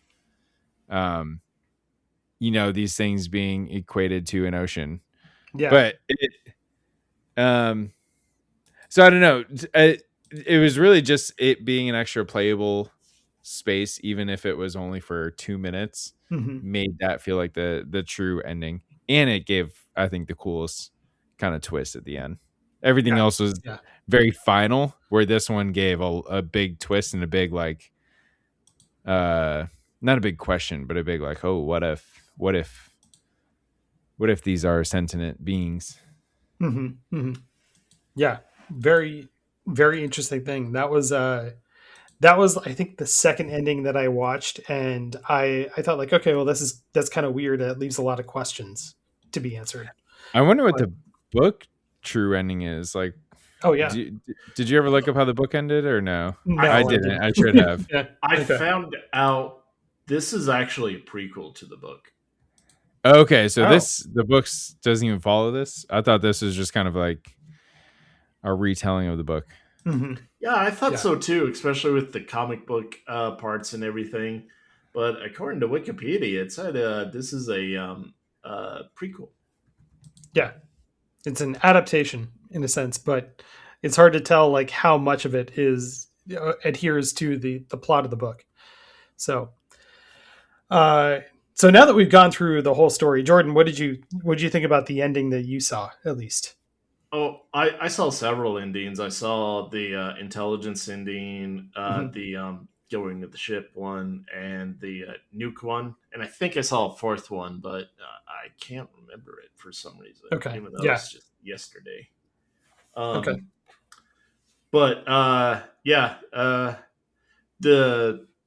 the sentient possibility one where they show her face and everything. It reminded me of that one part in like the third Matrix movie. Yeah, I know exactly it. Yeah. I think that's probably the canon ending too. It just, like you said, it raises a lot of questions, but it ends right there. Like cut to credits, and I'm like, okay, yeah. So I do have the book ending. Okay. So it does seem like there's different characters. Are either of you going to read this before I spoil it? No, I don't think so. No, I didn't think so. Yeah. Okay, if anyone out there is listening, I am going to spoil the ending of the book. But it says the book ends with the Invincible crew attempts to destroy the clouds with weapons, the clouds being the flies, but their efforts are futile. The swarms adapt, counterattack, and overwhelm the smaller craft. Even the ship's ultimate weapon fails, and the crew realizes they cannot win a direct confrontation with the clouds. The threat is planetary scale and self-sustaining, requiring a disruption of the entire ecosystem to be destroyed. In a final act, the navigator, Gore Rohan, volunteers to search for missing crew members without technology, hoping to avoid detection. He locates some bodies but narrowly escapes the swarms, underscoring the danger and the crew's vulnerability. The story closes with the crew acknowledging their own limitations. They're not as invincible as their ship's name suggests, and the realization that the swarm has become an integral, uncontrollable part of Regis 3's environment. Okay, so this book follows the Invincible ship and their crew. Yes, and it sounds like you're not supposed to get the ending where Yasna warns them of what this is. So definitely, like the first ending that I got that felt like a canon ending. That is for sure not, absolutely not canon. That is not it. It is definitely going to be like one of the other endings that you can get where you either set off the nukes and then get overwhelmed by the flies, or you just like escape with Rohitra off of your lander up to the Dragonfly, and you let the Invincible come back to the planet and do their thing and like try and figure shit out. Or, you just end up like doing something else and like they don't realize what is actually happening on the planet. So, right. Yeah. It doesn't sound like there is a canon ending, but as you guys were saying, like the intelligence ending where she goes into the cave and discovers what was going on, that's one that fits well, because it doesn't seem like she's going to survive in that cave. Like she's not getting out of there. Don't know what she was thinking of going in. It's weird because like the AI or the aliens in the cave didn't seem dangerous. Like, did you see a clip of this face? Yeah. It almost he didn't, but it almost felt like they formed the little face and then they like fucking smirked at her, like, ha, look at us, we're sentient. It never really felt nefarious to me. It felt like a more of a like hey, want to play? Like, gotcha. Yeah, almost like playful. Yeah. So, but even that maybe it could still be canon if because somehow she wasn't affected by these things. So for all we know, like I don't know, through the events of the book, she could have like still been in the cave, or she could have been off planet at that point. Yeah. Like there's a lot of different ways you could still keep that canon. Though, like you have to remember that her exposure to these things is limited, and everyone else were exposed like at a much longer time. So even know how longer they're smoking and joking. Yeah.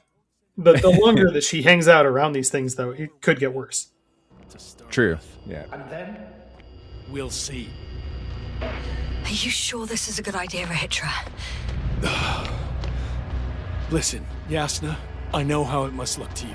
A hot-headed guy from the Alliance who who wants to use nukes, but put yourself in my shoes. I have 24 hours tops of complete situational awareness. I'm taking action here and now based on my best judgment. I don't know what will happen later. Where will I wake up? In what condition? So I'm going to avenge my people before that happens and ensure the safety of those who survived. They all deserve better than this. I know you understand. You're like me. You would do anything for your crew. Not only do I understand you, I feel the same desire. But revenge is out of the question. Why? We are dealing with creations of necro-evolution. Dead evolution. Probably non-sentient ones. Taking revenge on the cloud is like... Whipping the ocean for sinking a ship? Exactly. Like Xerxes. While we express our suffering, rage, and frustration, we won't accomplish much. We won't harm it. We won't instill fear in it.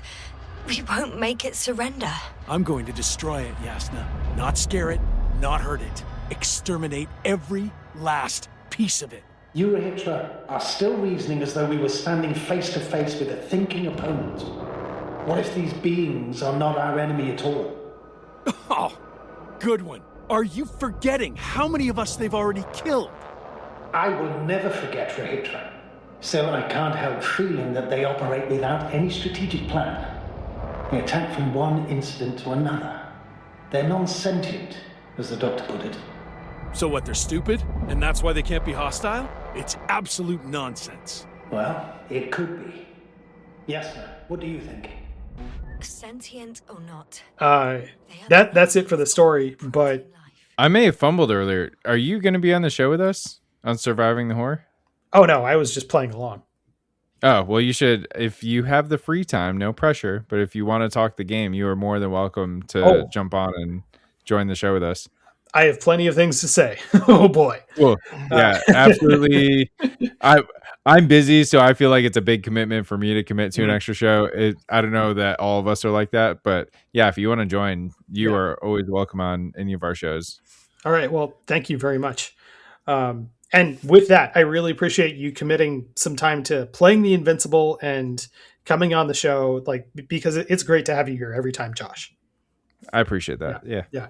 And remind us if anyone wants to find you or follow you, what should they look for and where? I'm either Slugger JD or Slugger JDD. I've been trying to consolidate a lot of my different profiles to those two names. But you can largely find me on those usernames on Discord, PlayStation, and Xbox. Shoot me a friend request. If you send me a friend request, just send me a message so I know you're not a weird creep. Let me know you're a fan of the show or you want to hang out in party chat. Like, we do all that. Come join the Discord. Come hang out with us. It's a lot of fun. We game together. We play together. We boost together. We talk memes and games and movies and everything you can think of. The Discord is honestly a really great time. So everyone's welcome. That's all I got to plug. Okay. And Jordan, where can people find you, and Sage Temple, anything involved with it? Yeah, Sage Temple Studios is where you can find both of my podcasts, Old Game Save, which I talked about earlier, as well as the last update and review, where we take a game where all the DLC and the updates are out. We just did a episode with Gary, who was on here for Blueprints. We talked about The Last of Us 2. That's out now. It was a really great episode. I had really a lot of fun playing that for the first time. It took me a while, but man, I'm glad he pushed for that game. That was an experience. Go hear about it.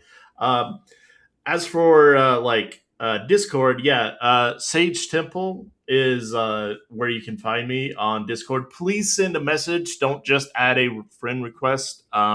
I had someone do that the other day and I declined it. And I thought, maybe they heard about the podcast or anything. But they had no friends in common and no servers in common. And I've been getting a lot of messages every once in a while. Hey, will you, do you want to buy my commissions? And I'm like, no. Yeah. So please send a message for things like that. You got to be careful. There are bots on Discord too, so just watch out for weird random messages. Yeah. But yeah. But also, thank you, Jordan, for coming on and playing most of the Invincible. It was quite a ride, a bit of a trip that needed some momentum to start off. But I did enjoy it, and thank you very much for joining me here. And anyone still listening, thank you very much for making it all the way through the episode. I really appreciate it. Hope you have a great day, and please remember to be excellent to each other.